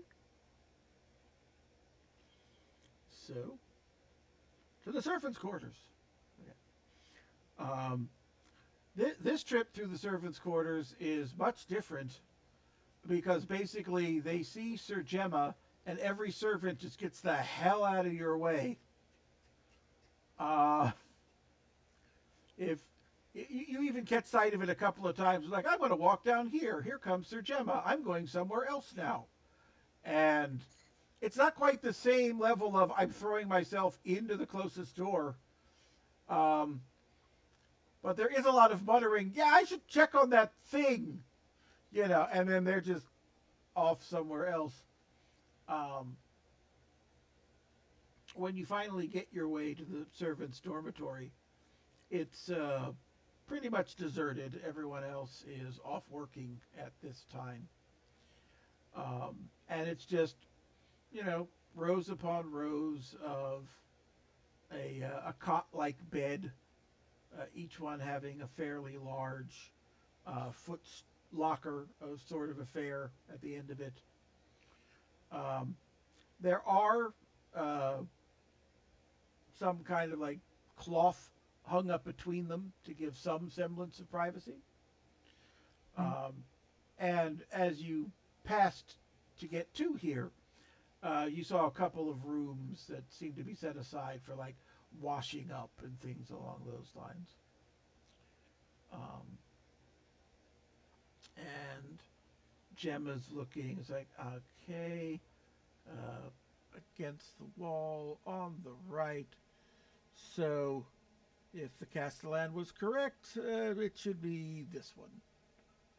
And uh, leads you over to one said cot and footlocker. The main thing that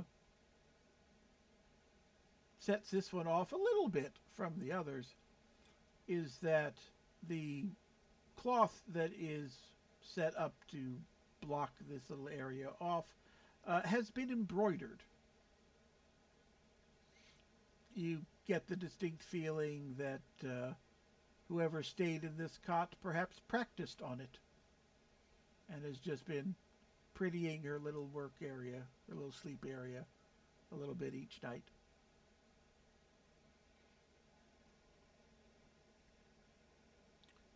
So you are Break here. into the footlocker. No need to break in, it's unlocked. But yes, footlocker is duly opened. And how subtle are we being? Are we just tossing this person's possessions all about the room? Are we doing a quiet rummage? What are we doing? Quiet rummage, I think. Okay. So, Gently place things on the end of the bed. mm-hmm. So you move past the obvious stuff, clothes, um, some little memento looking things. Uh, Basically, like not a lot in there. Um, a couple of possessions that clearly wouldn't have expected in somebody of her class, like a very nice hand mirror and a comb out of some kind of like ivory like material. Um, if you were cynical, and some of you are, you might think these may have just found their way out of someone's rooms into her footlocker. Um, though Gemma doesn't seem to have any such reactions to discover, slightly finer stuff in there. Um, but yeah, if you were looking for a giant thing that said, "Hi, incriminating evidence here," so far no dice. Any musical instruments hidden in there? No, no, nothing along those lines.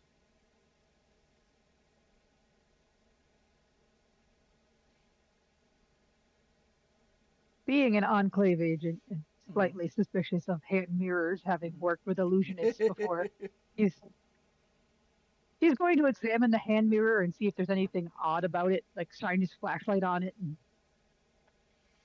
It does light up as though there is a magical effect upon it. hmm, There is one specific spot right below, like basically, hand mirror. It's got the usual kind of like carved frame, and then almost hmm, like a button right at the bottom where it meets the handle, and yeah. that's where the majority of the magic is. So I'm going to turn it and hand it to Sir Gemma without Mm-hmm. pressing the button and Mm-hmm. say, oh, could one of them speaking stones be put into a mirror? And I gesture to the button. Mm-hmm. Because, well, that's magic. She just sort of looks at it. I've never heard of such a thing, but I don't see why not.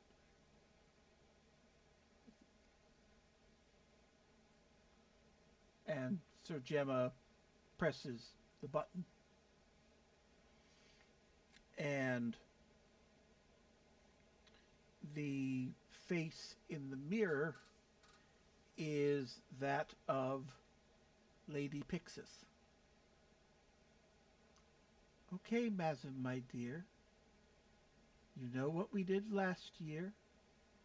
I need you to set it up again. Quieter this time. Guest list. Add Sir Rigel. Do not invite Lord Alcor. Otherwise, same as last year. I know I can depend on you, my girl. And the voice stops.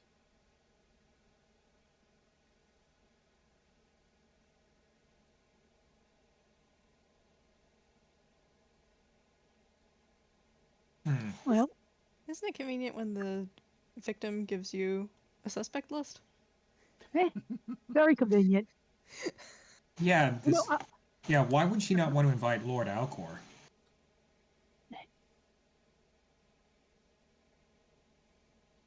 I always preferred Mizar, but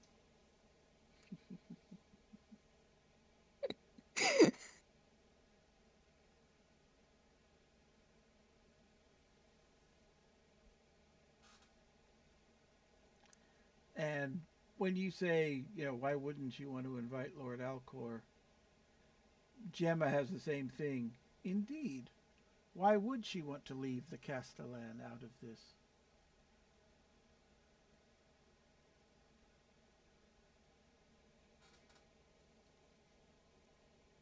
what does the Castellan do other than typical Castellan duties? Is he associated with any particular of the arts, thoughts, or whatever? Where the ministers are the brains, the Castellan is the hands. He is the one largely that gets things done, that the others merely plan. Um, if anything, I would have said he was the closest to Lady Pixis of the three ministers. There has been rumors of late that they have been seen often in each other's company.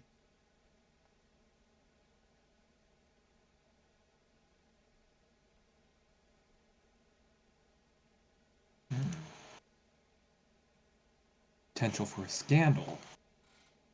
Possibly. And that could be why she didn't want him there. It could be. After all, Lord Alcor is not Lady Pixis's husband.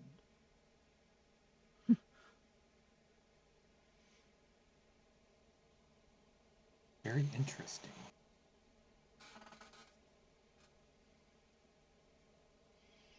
But still, a clandestine party kept secret from everyone else. I would think that's exactly what you would invite a lover to. Unless you're really trying to keep it that secret.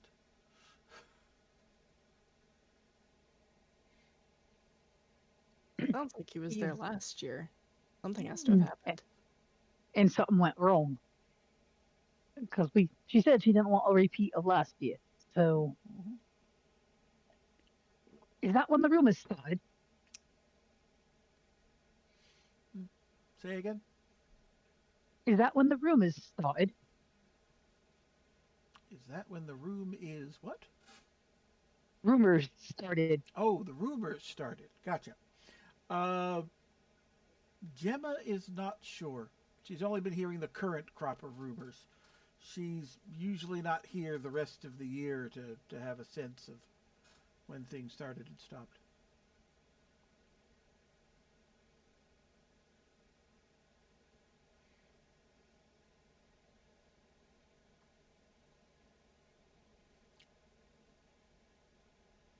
We got a clandestine party, a dead minister, a missing servant, and a castellan that wasn't invited. And a knight who specifically was. Sir And an Rigel was added to the guest list. Yeah. Well, does seem awfully suspicious to me.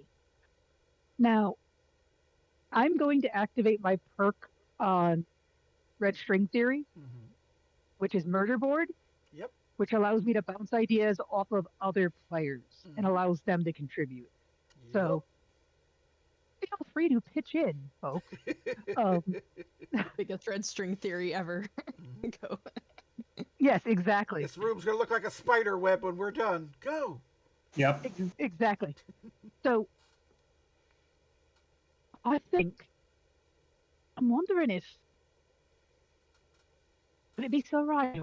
I mean, what reason would he have to do it though? I think we need to learn more of that. Is there anything you can tell us about Sir Rigel?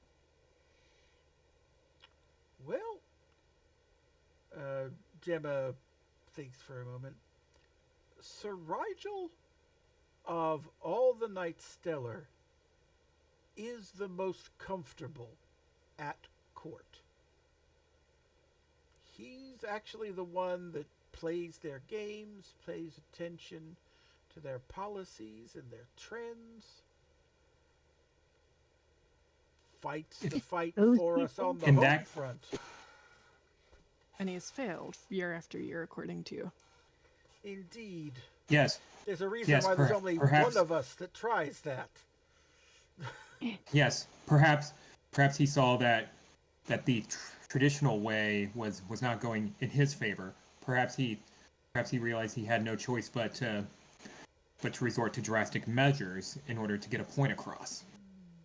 Yeah, I think that's a reasonable assumption. I mean, the people who are willing to play the game often tend to sink farther and farther into the game. I mean, politics where I come from, still a lot like that for all that we've advanced. And Sir Gemma pipes in. The royals are not good people. And Sir Gemma pipes in. He must have been having some success, though, to get onto Lady Pixis's list for a party only a select few know about? Or perhaps she was going to do something to him, and it backfired. Or maybe the fact that he was old-fashioned enough to get invited to something like this explains why he wasn't having much success with the rest of the council the rest of the time. That too. But so then what are we suggesting?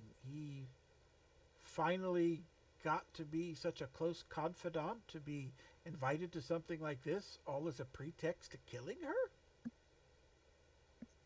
I'm thinking that maybe she was doing something to him because he become a thorn in her side, and it just went horribly wrong. In the heart, there's still the issue of the weapon. Yeah. And the earring. Yeah, but if they were lovers, that makes more sense, him taking a token. True. We need to find out where he was when... Or perhaps... Tell me about her husband. Oh. Could he have caught her with not alcohol, but Rigel? And taken Rigel's sword and killed her.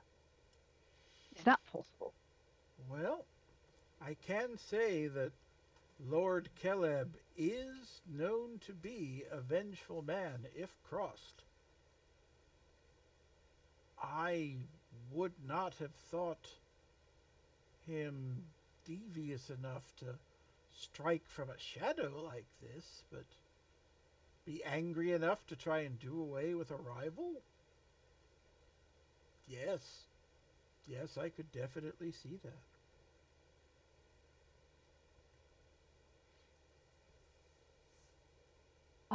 Has anyone seen Rigel or Elcor? Well, you obviously spoke to Elcor, so he's alive. Has anyone seen Rigel since this happened?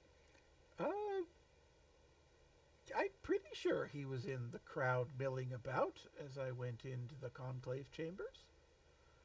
What about Caleb? We can see if they're still there.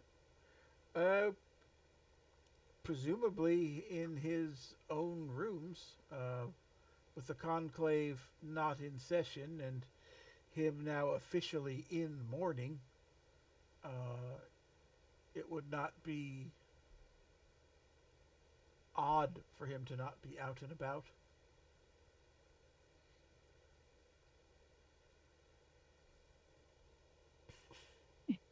I think this could be a case of star-crossed lovers or somewhat like that. The star-crossed lovers have the same meaning here as it does where I'm from. If I just walked into a social faux pas, I apologize profusely. Gemma chuckles. No. No, the term star-crossed does indeed mean those that have incompatible destinies here. All right, then. It's a bit more literal if I'm taking your meaning, though. I am told there are astrologers that can literally pinpoint your places in the constellations and tell you if you are truly right for each other, though I'm not sure I set store by such things.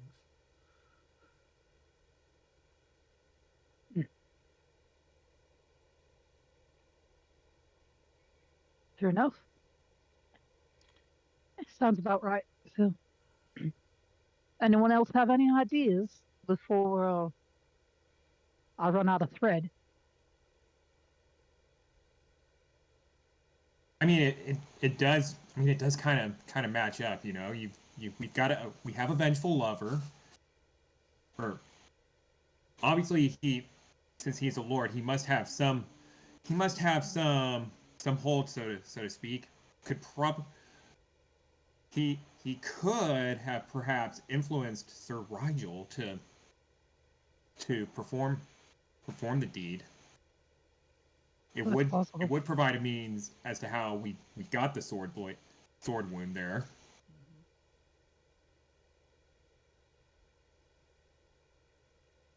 We have to find the weapon. We have to find the weapon. And we have to find Rigel. Well, I think he has answers that we need. we can check back in the courtyard or see if he's in his quarters. Probably say his quarters would be the best bet. Okay. So And perhaps on the way, check on Caleb. See if he's alive in his chambers or not. we do pass by one on the way to the others. This way. Um, leads you out of the servants' areas and back into the more light, airy, and ethereal parts of the remnant. Um, goes up onto a third floor corridor. Um, you can tell it's highly decorated. It's got um, kind of like an ice equivalent of a fresco or mandala on the walls, where it's just been pressed into different pleasing pattern shapes. And on a large double door with a where you would expect a heraldry, it actually looks like a star map, like it's a constellation you're not familiar with. Um, and Gemma knocks upon the door, and the door is opened. Uh, it opens up into an ante room. It's got there's like a table and chairs in the center of it. It seems to have been set up kind of as a receiving room at this point. Um, there is a large, burly man, which for these people mean they're about, you know, almost normal human proportions, as opposed to the lithe elven people that you've seen up to this point. Looks kind of like Pine, but taller. So, yeah, it's like it's a matter of degree, but like having seen Sir Gemma and the rest of her people, like this guy, you know, larger in all dimensions. Um, dressed in black, for all of that, does not seem aggrieved. Assuming these people have the same signs of like crying and mourning and distress as yours doing, you're not really getting any of that off him. Just anger more than anything else. And Gemma, you know, comes in, gives a slight bow. Uh, Forgive us, Lord Caleb, for disturbing your grief. And this man just cuts her right off. Have you found her killer yet? Well, no, but then get out there and find her. Why are you disturbing me again? I have told you the nothing that I know about this. Does he seem like actually upset? Like, can we read any grief off of this man, or is he just ticked off? All right. It's Trevor with the spirit. Yes. Mm-hmm. All right. So, Oh god, this is the only character I have that doesn't have spirit. yeah, Brooke and Pine are unfortunately stuck with the surface level. The man's angry. Two spirit. Yeah, Trevor gets a little more. The anger is real. it is quite clear that he thinks very little of Gemma. And yeah, not a hint of none of the kind of worry or caginess that you would be looking for in a I just committed murder suspect. But you're not getting a lick of grief off this man either.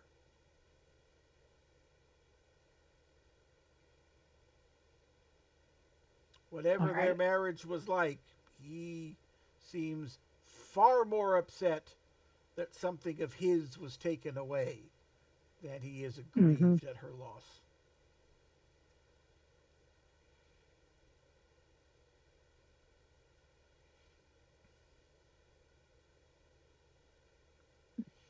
And I'll so, just put a hand on Gemma's elbow or shoulder and just kind of point out the door.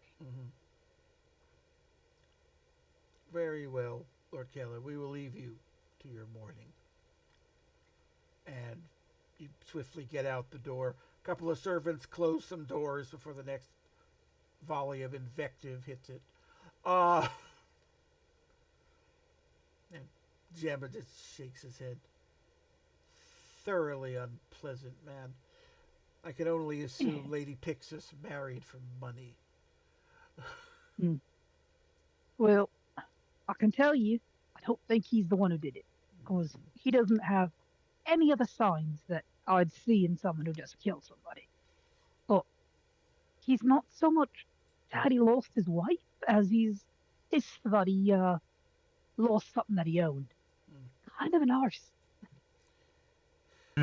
That would explain why Lady Pixis might be looking elsewhere. Mm. And to be honest, if Caleb killed somebody, I'd expect them to be throttled. Yeah, he seems the type. So you're heading down the hallway, and your frequency analyzers suddenly flare back into life. The signal that you've been honing in on previously, you're heading directly for its source. Oh. And Come on. and the words are starting to come into focus. And it's a little more one-sided than you thought, but it's basically, okay, all right. All of what we did, all our plans, gone now. Can't dwell on that. Have to figure out what we're going to do moving forward. So far, don't think anyone knows we were involved. Not worried about it. We have time to regroup. We have time to replan. I still can't believe somebody ruined everything that we had just been working so long. Not going to dwell on that again. Just, no. There's no point. We can't go back in time. We can't go back. No, we can't go back in time. And, like, whoever. I'm recording this. Yeah, me too. Yeah. Yep. Whatever this conversation is, it's very one-sided. You can almost hear in the pauses where somebody else, like, that's where they were trying to say a word, but this second voice just keeps going on. It's like you can almost like hear the ums in the silence. We're like, this is where their response should go. And you're just getting this kind of a litany as you're getting closer and closer to Sir Rigel's door. And it's the same kind of thing on his door, where, like, again, where a heraldry should be, it's kind of a star map, and one star is just the brightest in the constellation. Mm-hmm. So, and, Gemma again knocks on the door. Boonk, boonk, boonk. The conversation stops. And then, like, two voices, same time. Who could that be? the door. Now, the door is about to open. Are you keeping the frequency analyzer on? Because it's going to be I broadcasting it out loud if you do. I think at this No. point she's turning hers off, and she is and Brooke is readying her neural disruptor in case she actually know, because they're probably going to be. I still say she probably would have her neural disruptor at the ready in case they're not acting aggressive towards her when the door gets open. But yeah, she Right. is turning off her frequency analyzer. Okay. Yeah, he has his as well, just in case. So the door opens, just wide enough that whoever's on the inside can see who's on the outside. And as you're turning it, the last thing you get onto your frequency analyzer is, oh shit, what does she want? Again, both voices at once. Um, the door opens I take more my fully. flashlight out. You got it. Um, are you? Do you just have it out, or are you just like opening the door and thrusting it in the guy's face? As soon as the door is open, I'm going to turn it on right in his face. Alrighty. All right. So you've caught them in surprise. They are indeed dazed. Um, it was, going to be a hi, how are you? Now it's like, yeah, as the flash just goes right off in his face. Sir Gemma kind of takes this does a motion like this, and you all just sort of rush into Sir Rigel's chambers and shut the door uh, before he can react more fully. Um, uh, Actions. Uh, what the two people who are in this room look like? There is only one person in this room. Sir Rigel is, again, thin, willowy, beautiful in the way that all of the people are. He has the look of almost like a dandy about him. He is wearing a suit in midnight blue and silver that is, cut to his frame. Um, he's got an elegance in the way he moves, though that's hard to tell at this point because what you mainly see is him flailing. But like even that had a deftness to it. Um, and like where Sir Gemma and looking through her closet was like, here's the working clothes heavily used and all this fancy stuff undone. You just get the impression that like this guy's closet's going to be the reverse if you go look in there. He embraces this side of things, um, where a lot of the other knights apparently don't. Um, and finally he's kind of like recovered his wits. It's like, what was that for?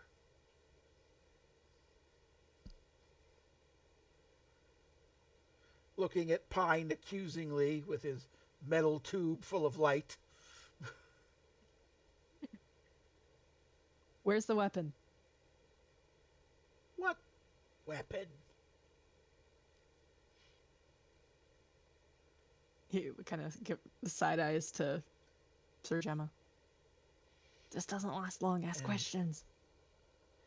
And Sir Gemma's like, Sir Rigel, I hate to ask this of a fellow knight, but we need to see your sword. And Sir Rigel just, the eyes widen. You get this hurt puppy look. And Trevor can even feel it. He is legitimately asking, I can't believe that you, my close friend, have just accused me of murder. But Okay, Brooke will make him forget. I can do that too. And question number 2: who are you hiding in here? 'Cause I know so you ain't alone. he's busy answering question 1. He does actually draw his sword and present it for inspection. Here, satisfied. I'm Um, going to shine my own flashlight on it mhm. and And see if there's And any Brooke place is to gonna put. shine her flashlight around the room, trying to pick up if there's any sense of the other person. okay, so a lot of flashlights shining. I will summarize all of this. Um, the sword itself looks a lot like Sir Gemma's. You can definitely see where her description of they are all pretty much the same was dead on. You can see that, as she said, the constellation pattern around the outside is different. Stars in slightly different locations and different protrusions, but blade shape and everything the same. Blood residue? Any strange magics? Nothing. It looks pretty much like Sir Gemma's sword when you examined hers. Now, as for around the room, um, yeah, you're like looking at walls and furnitures, and unlike some of the other places that look kind of Spartan, like this guy's got art on the walls. There's like you know objet d'art about the place, like weird statuaries and mobiles of crystals that spin and things like that. So you're like looking over all of that and you get nothing. But then as you're sweeping the room and the light passes over Sir Rigel again, you get like nothing, nothing. Sweep it by him. What was that? And you go back to Rigel. There is a miasma around his head. Yeah, the flashlight is now being trained towards that miasma. It is essentially a imagine the colors of a sunset, but all of the shades are off, such that it's just got a sick feeling to it. And that's kind of what's swirling around his head.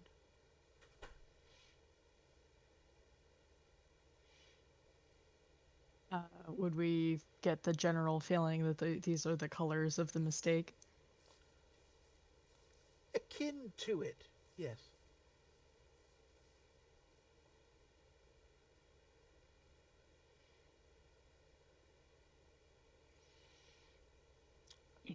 So you've at this point do we well what gets revealed by a flashlight is visible to all, I believe. Yes, yes. Yes, Mhm. yes. So anybody being subtle about this, or are you all staring at the purple cloud around his head? Pay Before attention, drawing. before he becomes hostile, I am flashing him. Trying to dazzle him with the light again. Okay. No, no, no, no, no, no. My No, you're neural going for the disruptor. neuralizer. Okay. Yep. Okay. So Jannine's trying, or I should say, Trevor's trying for that. Anybody else? Yep. Um, Brooke has hers on standby as well, but she's kind of thinking over this. She's formulating an idea, Okay. a theory.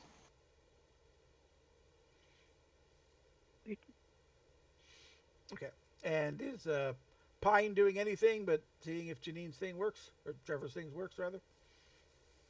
Pine will be just kind of poking around the room, seeing if Pine there's has not anything even noticed. No, I'm kidding. weird. Uh, No, he noticed, but they seem to have it handled, so okay. he's going to do what he does best. All right. You flash your neural device into his face, and the disruption pulse goes out. And when the flash goes by, um, the miasma that you saw around its head, you now see in Sir Rigel's eyes. I see we need to drop the pretense, eh? Fine. You were looking for me? You found me. Now what?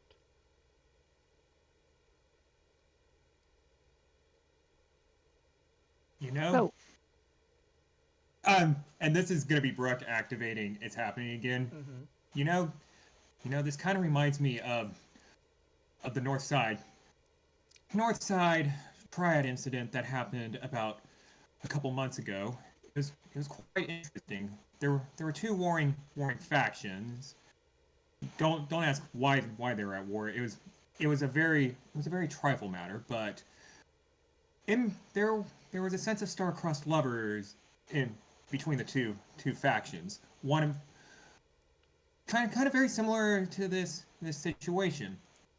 Now, the one faction that the accuser of the murderer was in, couple of interesting things came about them. They originally they were trying to work on some peaceful overtures. They even had a plan of sorts. However, it would seem that the fighter had had dealt with something that he shouldn't have, got got possessed got possessed by something that he shouldn't have, and his usual thought process, it also unfortunately corrupted it. So what he would saw as a potential friend, it ended up becoming an enemy. So when the miasma floated around him, it ultimately forced him to take action, and unfortunately, it ended up causing a murder. The wound was quite similar as well. They used an enchanted knife. Okay, so maybe not exactly similar because knife's smaller than sword, but bladed weapon caused caused a very peculiar wound on the poor lady. I don't even know how he managed to get a frosty blade of that nature. I never really figured out. I think it was imported from somewhere else, but regardless, the murder weapon itself did not show any signs of an attack on it. Apparently, it was enchanted to try and hide its crime. What they weren't counting on, though, was was that there was someone that was willing to investigate all angles, investigate all sounds, and most importantly, figure, trying to figure out why they would want to go after something of such salt remembrance. That's my only question. Why? Why would you do such a thing? Sir Rigel, or the being within it. I commend you on your imagination. You are so wide of the mark, however. I can't tell you why Lady Pixis was killed. That's not my game here. I want you to find the killer as much as the rest of these fools.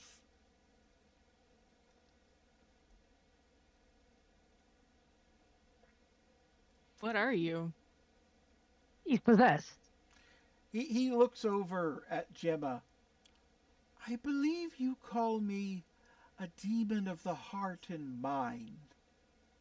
Don't you, my dear? Oh, it's been fun riding Rigel around this place. He knows all the ins and outs, all of the budding relationships. It really didn't take much for a word here, a suggestion there, a slight nudge. Lady Pixis really didn't need to be thrown hard into the arms of the Castellan, but we made it happen, and their lights merged. It was going to be so perfect. We let their growing relationship bloom and blossom, and then we leak everything to Lord Caleb, either the minister or the Castellan, killed by one of the highest lords in the land. It was going to bring this remnant to its knees. And then someone else out there kills Lady Pixis before I'm ready. Everything ruined. Half a cycle wasted. What do you get out of this? Yeah, that's a good question. Just chaos. Is that all you want? Just smiles. Just enjoying the show.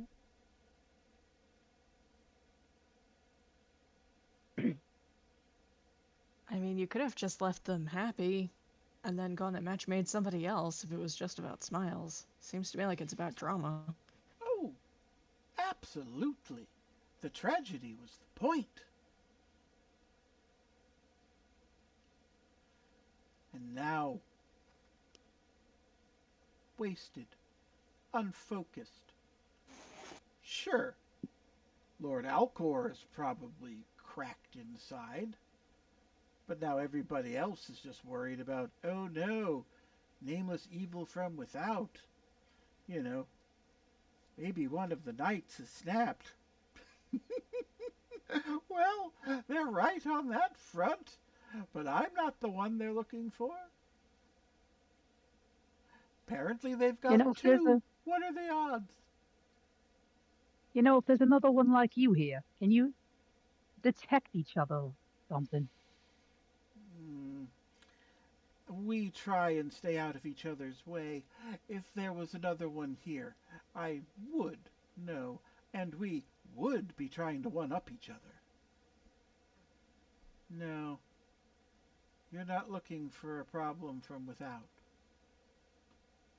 No, no, no, no. But if you found me, how did you find me? Out of curiosity. Doesn't seem relevant.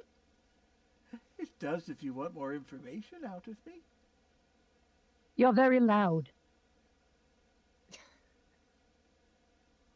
People talking You to could hear. themselves inside a room is kind of a dead tip off. Yeah, The acoustics in here also play to our advantage. yeah, they're magnificent for hearing And looks at the three of conversations. you. It's like, interesting. Those conversations were mental. And you three heard them. Fascinating.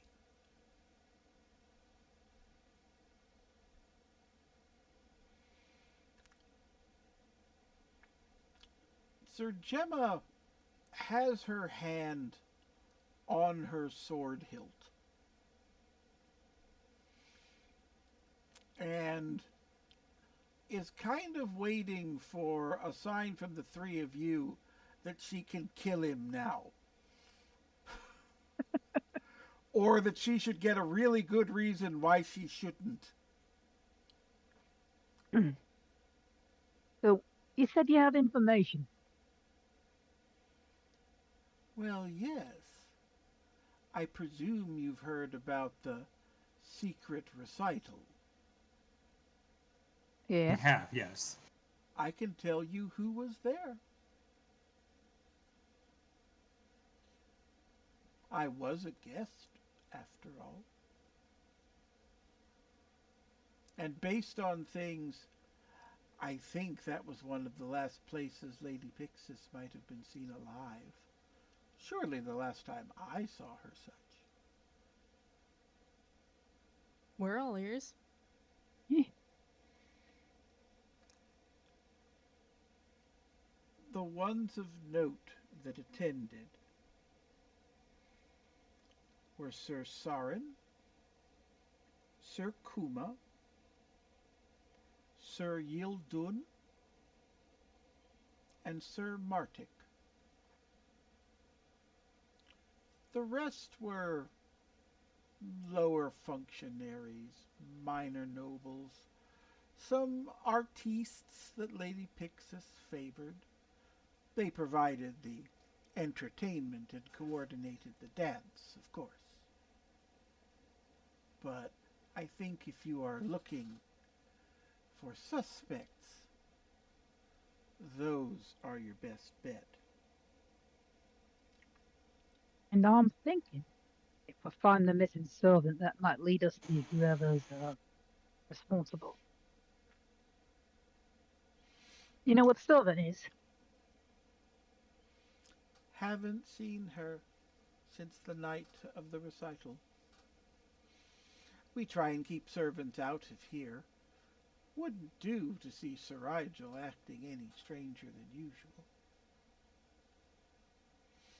Um, but before you guys can ask another question, um, at the list of people that Sir Rigel named, Gemma's sword has cleared its sheath, and she's moving towards Sir Rigel. Three of you have any actions? Do you all? Neural analyzer on Sir Gemma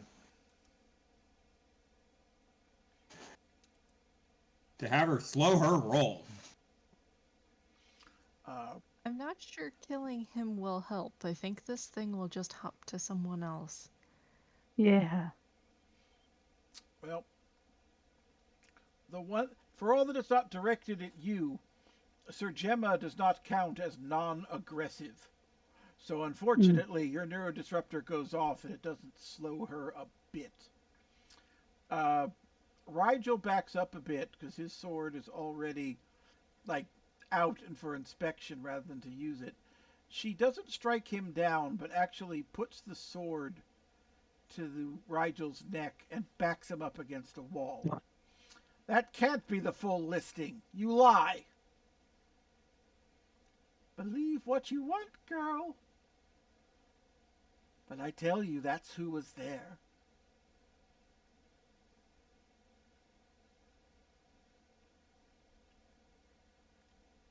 Any further actions from the three of you?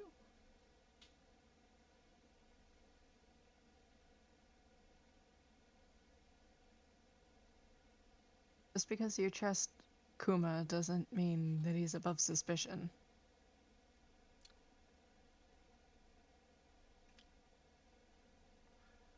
That he names every knight closest to me, from a being admitting to wanting to do nothing but spread chaos. Do you not find that a little too convenient? Gemma spits out. Do I pick up on any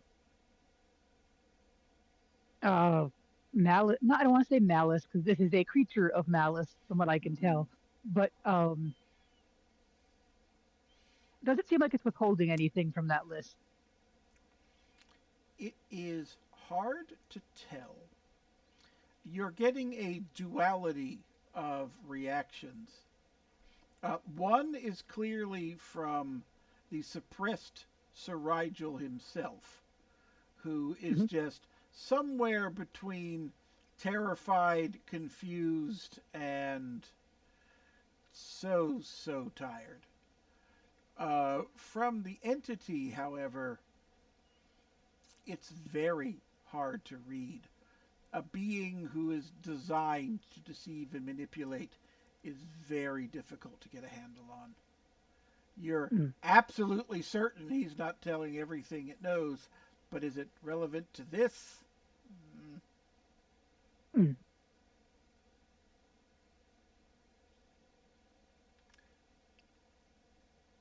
And finally, go ahead. So Trevor's going to turn to her and say, "So I've dealt with something like this before." And activating, it's happening again. creature was possessing people, and if you killed the host, it just jumped to someone else and caused even more chaos. You had to contain it. So I don't know if you got a way to contain that, but it might be better to keep it in him, so at least you know where it is. And then Trevor's just going to turn and leave the room. Mm.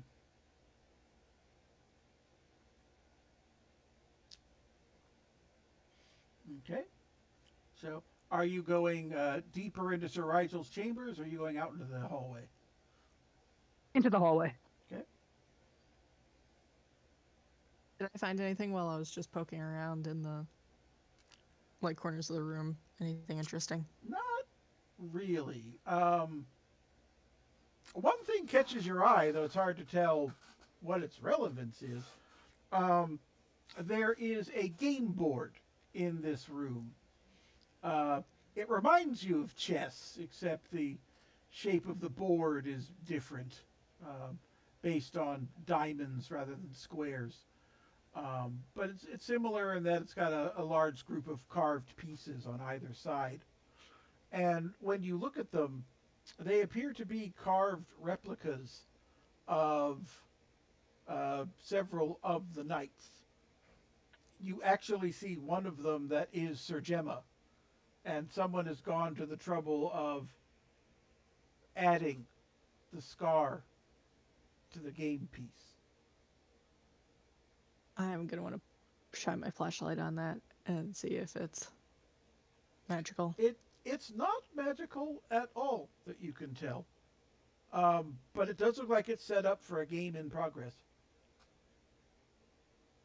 Hmm. Okay. File that away.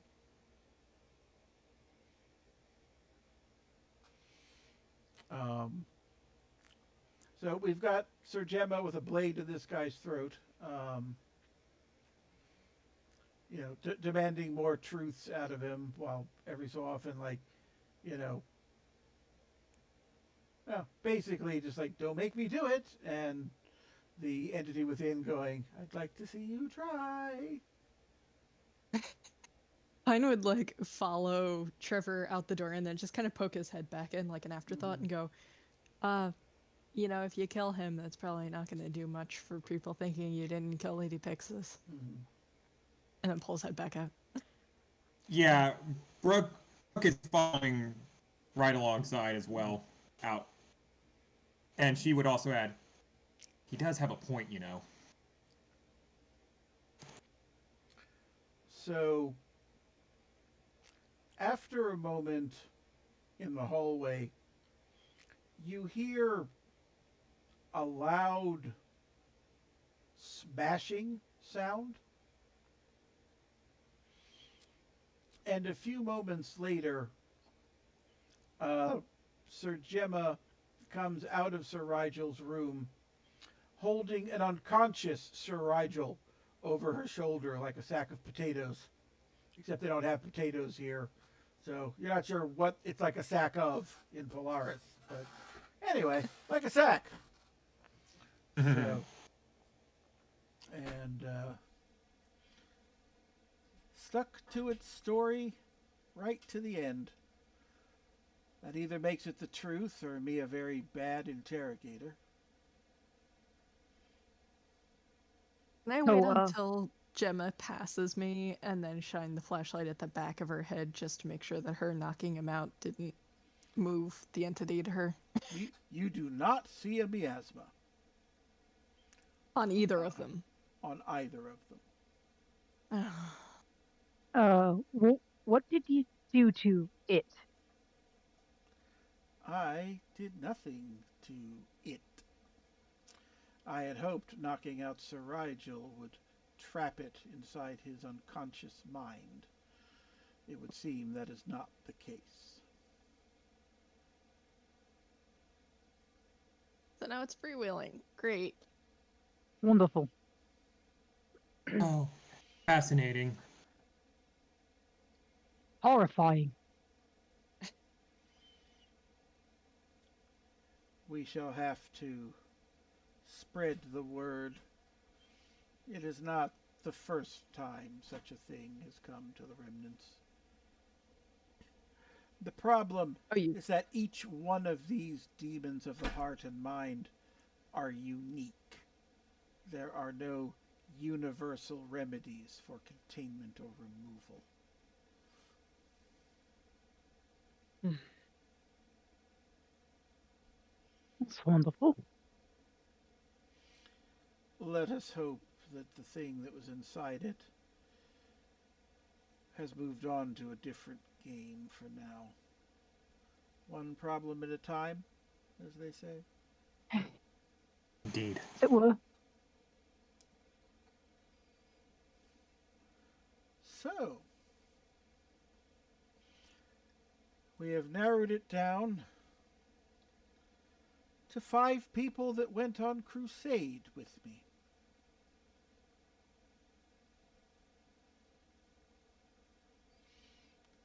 And I now have to accuse one of them of murder and treason.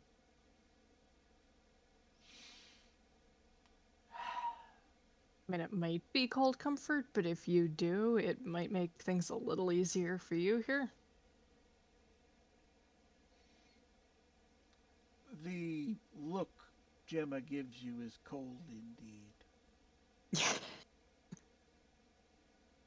There are any of them that might be prone to anger or jealousy.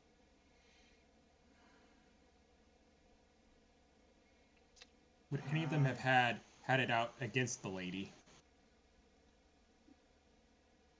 Sir Kuma was the one who spoke for us in the assembly. He has long been disappointed in all of our leaders, but I would have said no more than that. Disappointed. He is a defender of all our people, even the ones so short-sighted as to not see what is in front of them. Saren, Martik, brave enough to charge into the center of the mistake. Yildun, too, though I know him less than the others. Is that supposed to be the double bluff? Hide that you are working against the people by charging against the very heart of the enemy? None of this makes sense. Would any of them have been taken over? Like, he gestures to the unconscious body. Well, the creature inside said not, but I can't claim that even was truth. Well, but how something else. How do these beings of the sun possess a weapon that chills beyond chill? Seems to me like it would require an intermediary, one of your kind, to handle it or work on it, develop it. It does not sound like the mistake that I know. Perhaps they've grown more subtle. Or perhaps there's another enemy.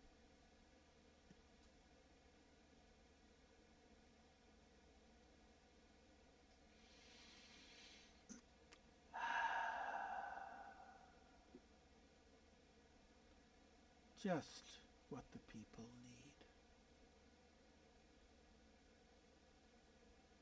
need.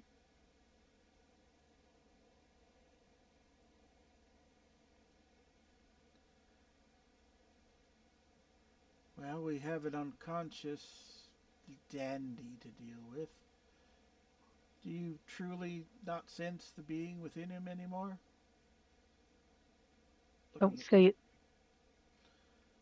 She actually just opens Sir Rigel's door again and unceremoniously tosses him back in. Shuts it. No point in carting this around anymore, then.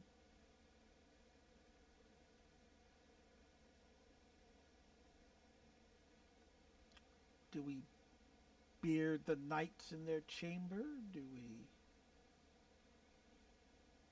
I am at a loss, my friends.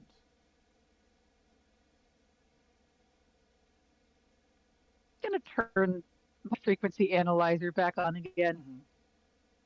Same and see same if deal with Brooke. I don't want to. I want to try to pick up a frequency of guilt if possible. Like, Mm-hmm. and I don't want to say like, oh, I'm looking for who's guilty, but Mm-hmm. like just like that feeling of guilt because it's a strong emotional feeling. Mm-hmm. So I'm just Well, gonna see if I can pick up on that. hmm. Not that there's a guilt button on the frequency analyzer, but Yeah, indeed. I'm going to need a little bit of energy work on this one as to how do you take yeah, something that picks up hidden sound and communication and switch it to Can I help emotion. her by blathering about the technical stuff of some study on, I don't know, huh. neuroscience that found that there was a specific frequency associated with certain emotions or something? Well, I was gonna say, going off of what they use for thinking about doing a lie detector Mm-hmm. and the uh, pulse frequencies, basically what that reads, Mm-hmm. right? It looks at, it's kind of like a modified EKG. Mm-hmm. Um, so thinking about it like that and looking for like, just look at Gemma for a second and like Mm-hmm. kind of wave it near her and kind of wave it near Rigel's Mm-hmm. door to get like a baseline Right. feeling of what their heart rates are Mm-hmm. normally like. Mm-hmm. And then look for someone that has what would look like a guilty or nervous pulse jump on a human. Okay. So you're trying to turn this into a mega stethoscope and see if you could pick out somebody with Yes, abnormal heart yes, rhythms. All right. exactly. So it takes a while, as you might imagine, to get that to work at all. Yeah. Um, you you at some point actually have to like rip out a couple of components and like change a few wires and shove it back in there. Um, then you've got a huge noise to signal ratio because there are multiple reasons why somebody's heart might be going a different rate. Yeah. Um, and so it's like, yes, the killer is everywhere. Uh, at least based on the heart beating faster than normal. That's what you do when you guys get excited, right? Does that work? Yes. Okay. And so after some time tinkering with this, you're kind of forced to accept that you're not really getting anywhere with it. And then out of the as you're going through all of this, you start to notice, like, in the background of all of this is kind of this, for lack of a better term, high pitched electronic whine kind of a thing. Not quite static, but just a background wrongness. And all of this time, as you've been fiddling with things, it's been there in the background. And it's only like after about half an hour of tinkering with it that you realize that no matter what setting that you've been playing around your machine to, that background whine is there and unchanging. I'm going to focus on that, try to amplify it, figure out where it's coming from. The source is moving. Um, but based on where you're at, where it's currently at, where it's moving to, you think it's going back to that minaret room where the recital was held, where Lady Pixis was found. All right. I turned to the others and said, "We got to get back up to the tower quickly." Okay. Yep. I, I look at Gemma. And she nods, heads back up to the top. And as you clatter your way up there, um, there are two people in the room. They have their backs to the pair of you, just looking out into the night sky. Um, both are clad similar to Sir Gemma. They are in knightly garb. One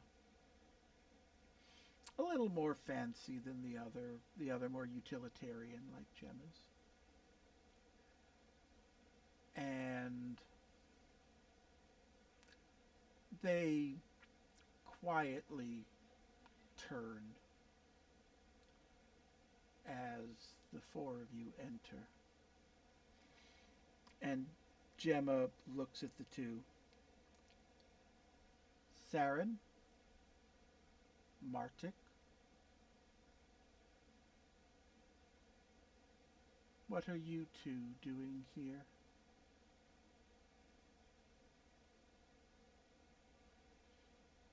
And they look at Gemma and they've got the same kind of look on their faces. Wary and kind of not wanting the next step to happen.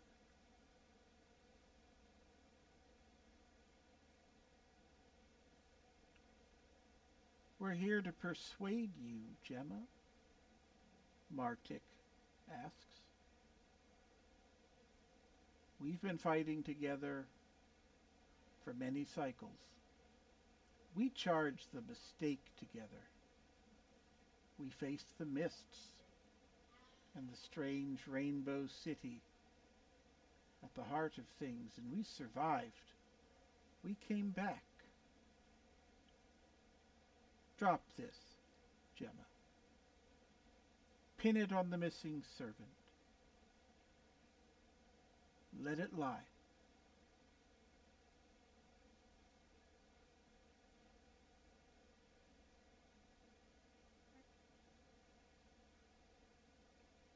And Gemma just looks at them both. You know I can't do that.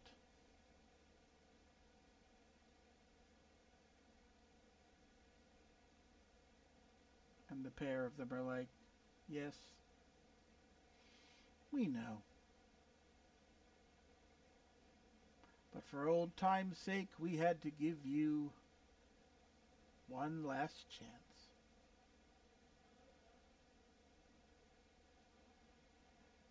I'm like nudging Trevor in the ribs and doing a hand thing like the neuralizer thing. Like, do the thing. Do the thing. I do the thing. I've got to get one of those.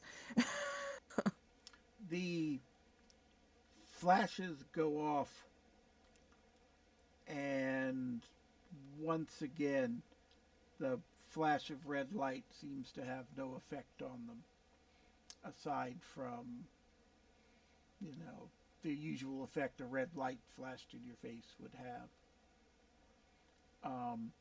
Neither one makes a move to draw their weapons. They just kind of hold their hands out with, you know, the hand cupped like it was around a hilt. And then suddenly there is a screeching wrongness.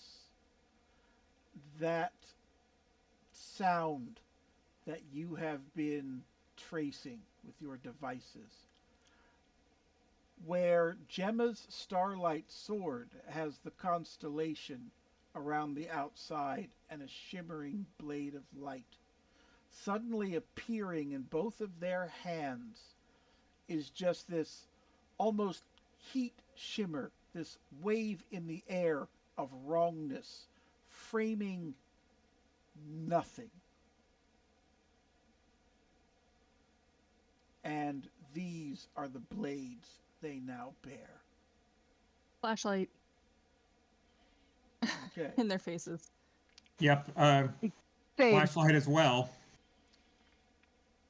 They bring their swords up into like a guard position, and the lights from your flashlight are sucked into the blade, as though your batons never actually had the ability to produce light. Well, that's not fair. And Gemma at this point has drawn her sword. My friends, Sarah and Martik, what has happened to you? And they look up. We have renounced those names. I am now Cygnus X1. And the other. And I, Cygnus X3. The stars have failed us. We turn to the darkness for salvation.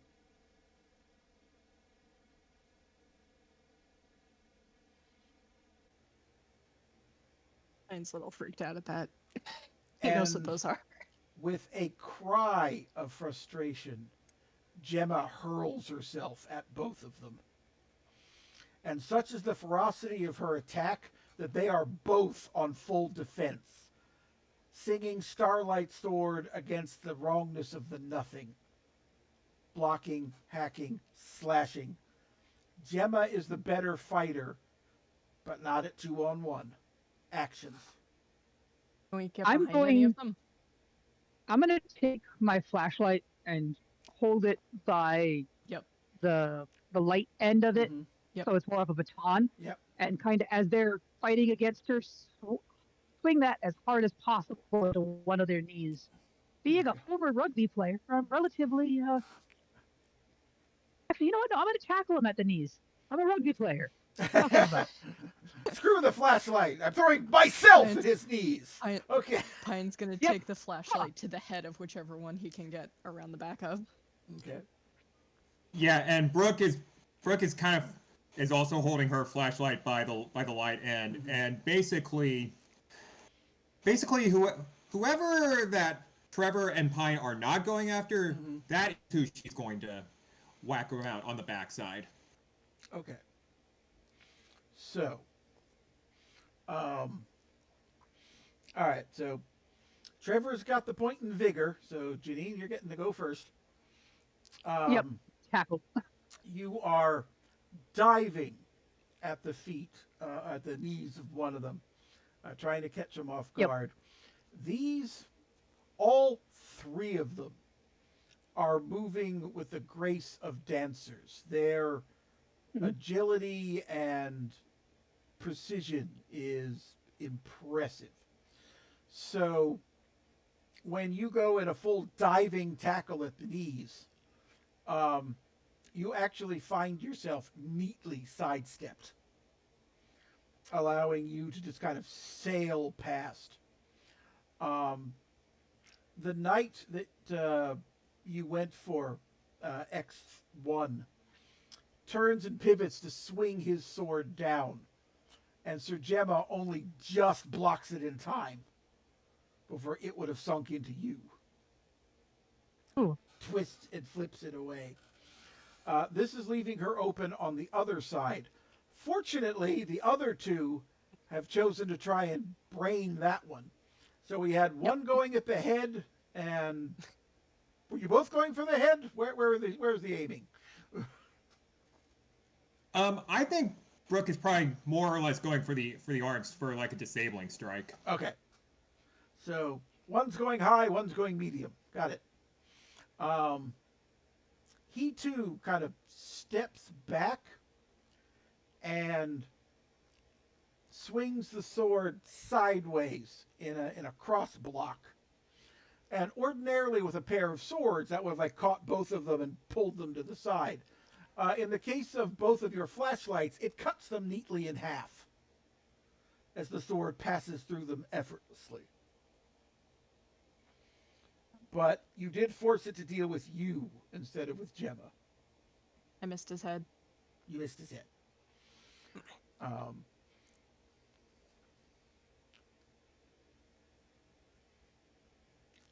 Instant actions. I'm just gonna keep trying to crack his head.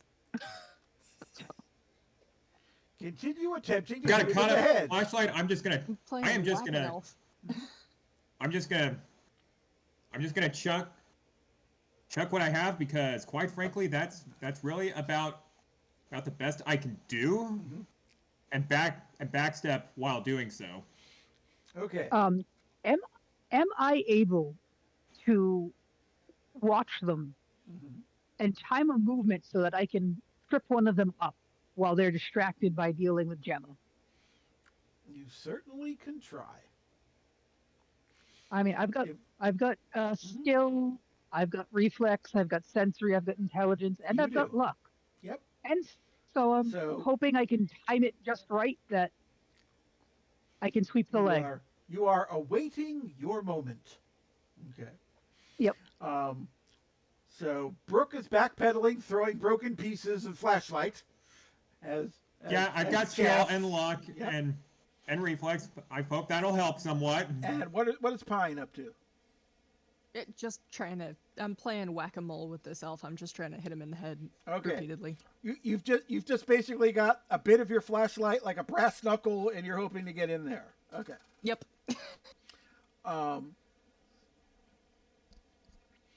So all right. So with you two, the pieces of the flashlight go out, and this is not one that he can block with the sword. So she's got a sidestep, and of course the things clatter off, and one of them flies out the window. No doubt somebody in the courtyard is going to be surprised in a minute. But while that's happening, the kind of like mini distracted by the things being thrown at the face, Pine comes in trying to go with a punch. And you are treated to, like, you go in, dodges your punch, swings around with the sword. And you are just, by the skin of your teeth, able to dance back. The sword kind of scrapes along your side. So it didn't quite miss, and all over that part of your body, it just starts icing over, and it immediately starts going numb.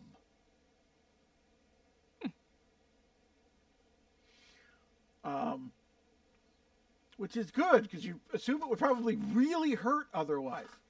On the other side,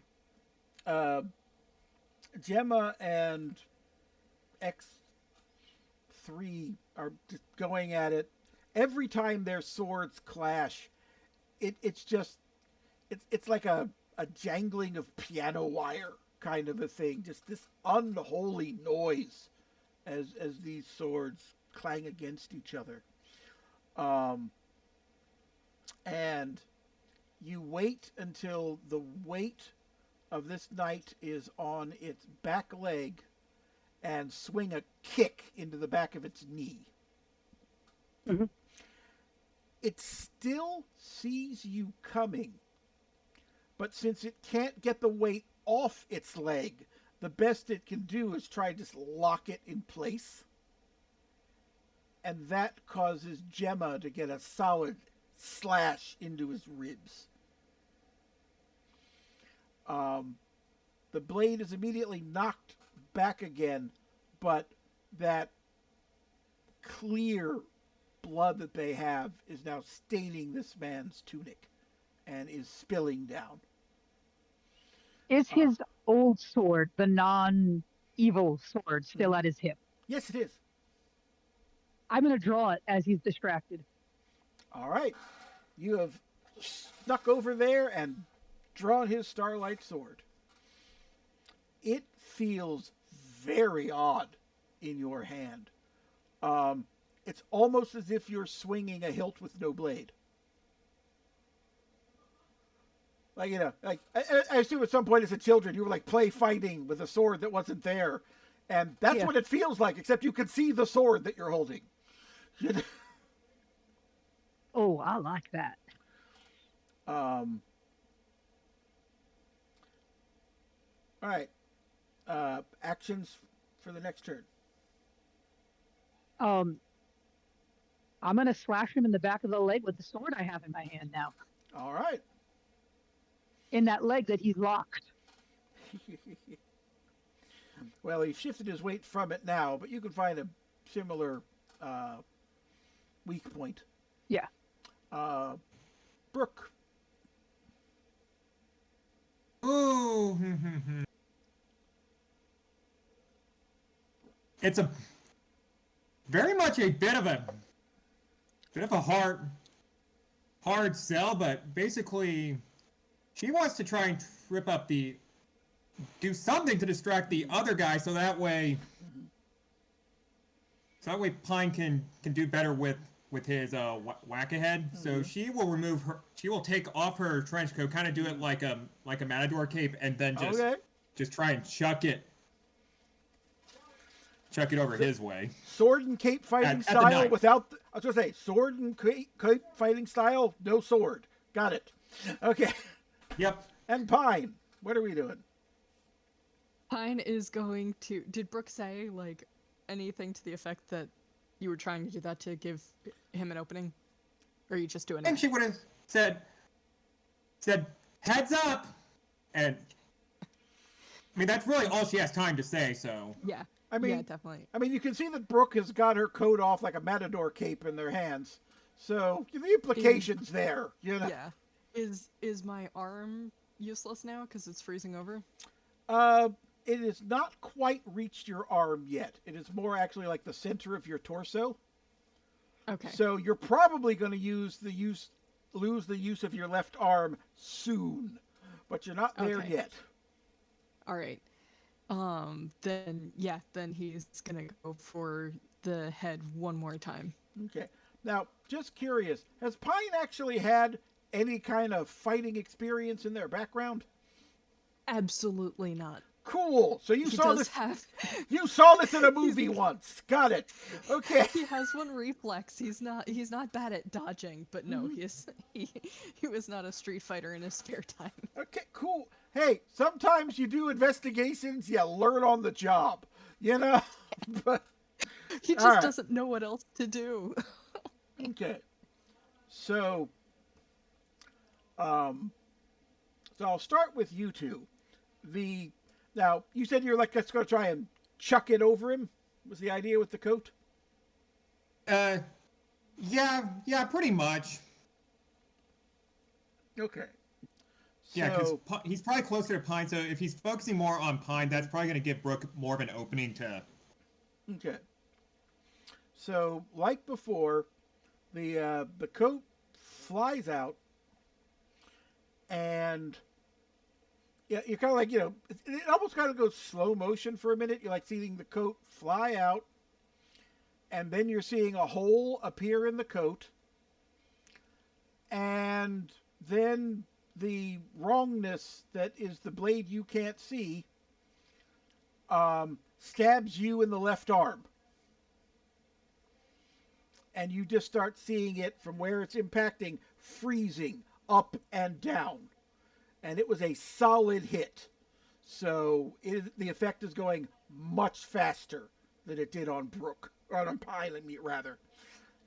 However, this does give Pine the opening to dodge in and actually land a punch to the knight's face.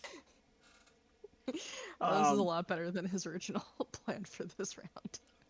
And to be honest, the only reason Pine does not get a return strike is because the knight has to remove their sword from Brooke. Okay. Yep. But yeah, Brooke has basically lost the use of her left arm at this point. And it hurts like hell. Oh yeah. Meanwhile, on the other side, we've got 2 swords against 1. And the knight is now... The fancy footwork is coming to the front as, compared to Gemma, Trevor is not a terribly good sword fighter. But you are skilled enough with pointy end goes that way that the knight cannot ignore you either. And bit by bit, each of you starts landing light touches on the other. Until finally Gemma slams the sword downward and the hand that was holding the wrongness is separated from the knight. And that hole in space that was his weapon disappears. I'm going to step on his chest. Okay. At this point, he is wounded enough from that, you just kick him in the chest and he goes down. Sir Gemma, without missing a beat, is now matching swords with the second knight. And they are going back and forth. They were already reeling. And you just see, I'll ask the question. The focus is off of Brooke and Pine for right now. What are the 2 of you doing in this window of freedom? I'm assuming that I'm going to have lost the use of that arm at this point. So the left Pine arm's is a little iffy at this point. Yeah. Yeah. He's like, I'm not useful here as anything other than chalk, so that's what I'm going for. He's going to throw himself down on the ground and start just rolling around trying to trip up the other 2, just adding a factor. I'm an obstacle. Gemma. Okay. I am an obstacle. I'm going to make the most of it. And Brooke. Okay. Matador style didn't work, so basically with the one free arm she has left, Brooke is just gonna throw her coat at the other turned knight. Okay. So are you going for kind of like a whip effect at this point, or? No, not a whip. This is more like just throw it, hope like hell it lands on his face, so that way it blinds him, so he's gonna be stumbling around like an idiot. All right, sound good. So, meanwhile, on the other side, Trevor has stepped on a knight. Yep. But that guy seems like he's gonna stay down. Yep. I'm just got my foot on his chest. I've got my the sword to his neck, to his throat, and I'm like, all right. So you're number 1. He's number 3. Where the hell is number 2? He just smiles in between grimaces of pain. Also, he's bleeding out through the stump in his arm. So yeah, he's not going to be conscious for much longer. Gemma and X1 are trading little blows. You can see, like, he's now covered in a bunch of little cuts that are slowly bleeding away. She has been hit a couple of times with this wrongness sword, and you can see these patches of chill just starting to spread slower on her body. It has a lesser effect on her than it does on the rest of you, but you can see she's being sapped by it. Out goes the coat, rolls goes the Pine. You tangle him up just long enough for Gemma to get in the death blow on that night.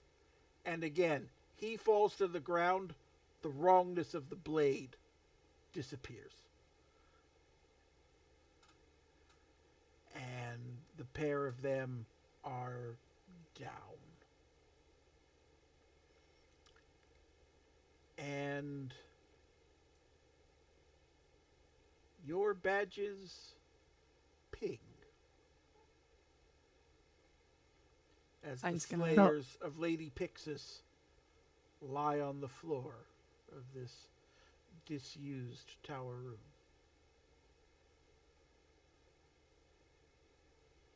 Pine will get up, brush himself off, and start rubbing at his left arm like when a limb's fallen asleep. Yeah, a bit of it cracks off in your hand. Oh, I'm glad I can't feel that. Yeah. Oh. Yeah, that would probably be nasty. Sir Gemma kind of slumps to the floor, and you can see that the little wounds that she has are similarly spreading like yours were. She's not looking well, but she's also not letting it stop her.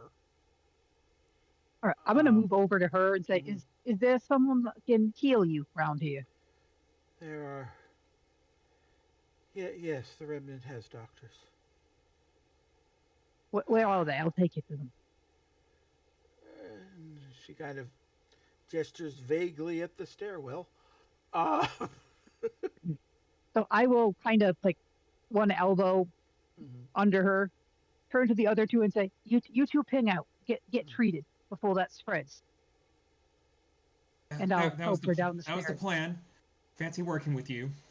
And Brooke just immediately taps her badge. And is Pine also pinging out? No, Pine's gonna check out is there a hilt left behind? No. On the swords? No, There's just nothing. It was literally like they were holding nothing. And when they died or lost the limb, nothing remains of it. Do they have is there any kind of communication thing, like one of those like crystals or something that I can record something and leave it for? Oh wait, I can just use my voice recorder and then leave it for her and get another one from HQ. Yeah. Okay. He has this entire stream of consciousness probably out loud. Right. He pulls it out and just is like, these look like these guys are working off of black hole power, and it looks like it's borrowed. Like, your swords stick around no matter what, but these vanish when they die, so it seems like they're working with some sort of other actual entity. You might want to look into that. Sorry. I hope you get better. Good luck. And then he just puts it down somewhere he thinks she'll probably come back to and ping out. All right. You get about, as for Trevor and Gemma, you get about halfway down the steps before you hear footsteps coming from below. And it's Sir Kuma and what looks like a brace of other knights rushing up. And Kuma's like, somebody said they saw you rushing up here. We thought we'd best check. We need a doctor. Quickly. Leave it to me. And watch out. And I whisper to her if she's still awake. There's a third one. I don't know who it is. Be careful. And then I ping out. Okay. And the last thing you see is Sir Kuma lift Sir Gemma up into his arms and rush her into the rest of the remnant. And thus ends mission 3 of Elegy of the Stars. I trust everybody had fun today. Oh yeah. That was intense.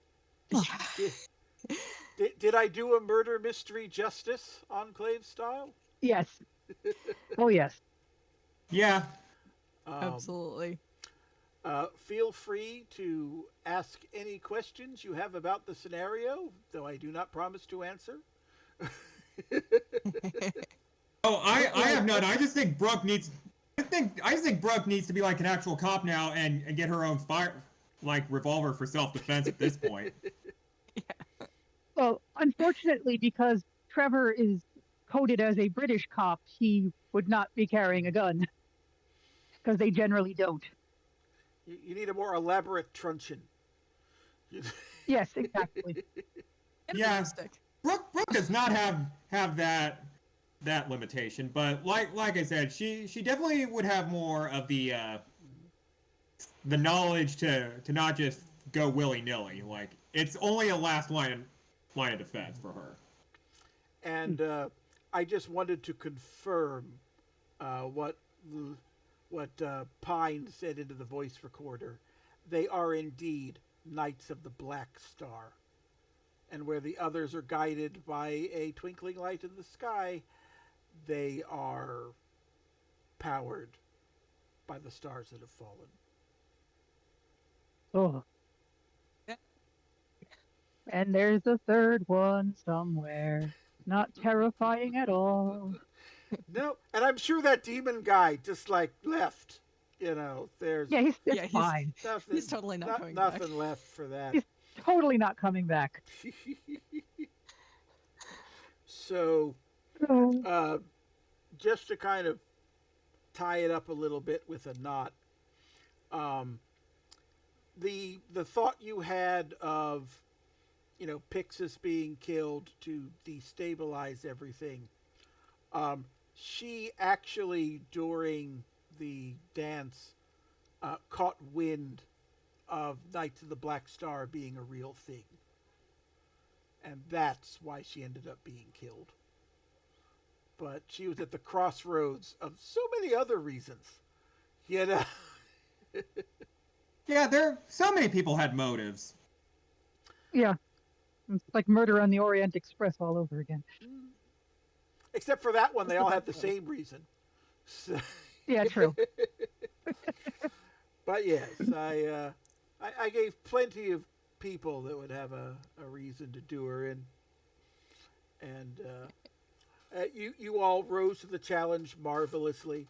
The frequency analyzers, there were many things where I got to redefine communication, and I think that worked out quite nicely. A lot of weird vibrations, a lot of things with crystal auditory stuff in Polaris, and I thought it was neat to dive into it that way. Um, Sorry, none of the neuralizers worked, but by the time you went to use them, they were already pissed. So Yeah. they had tripped into That's on aggressive us. at that point. Um, but I have never wished that there was an Onmyoji on hand so hard. Right? but the use of the red string theory and the this has happened before.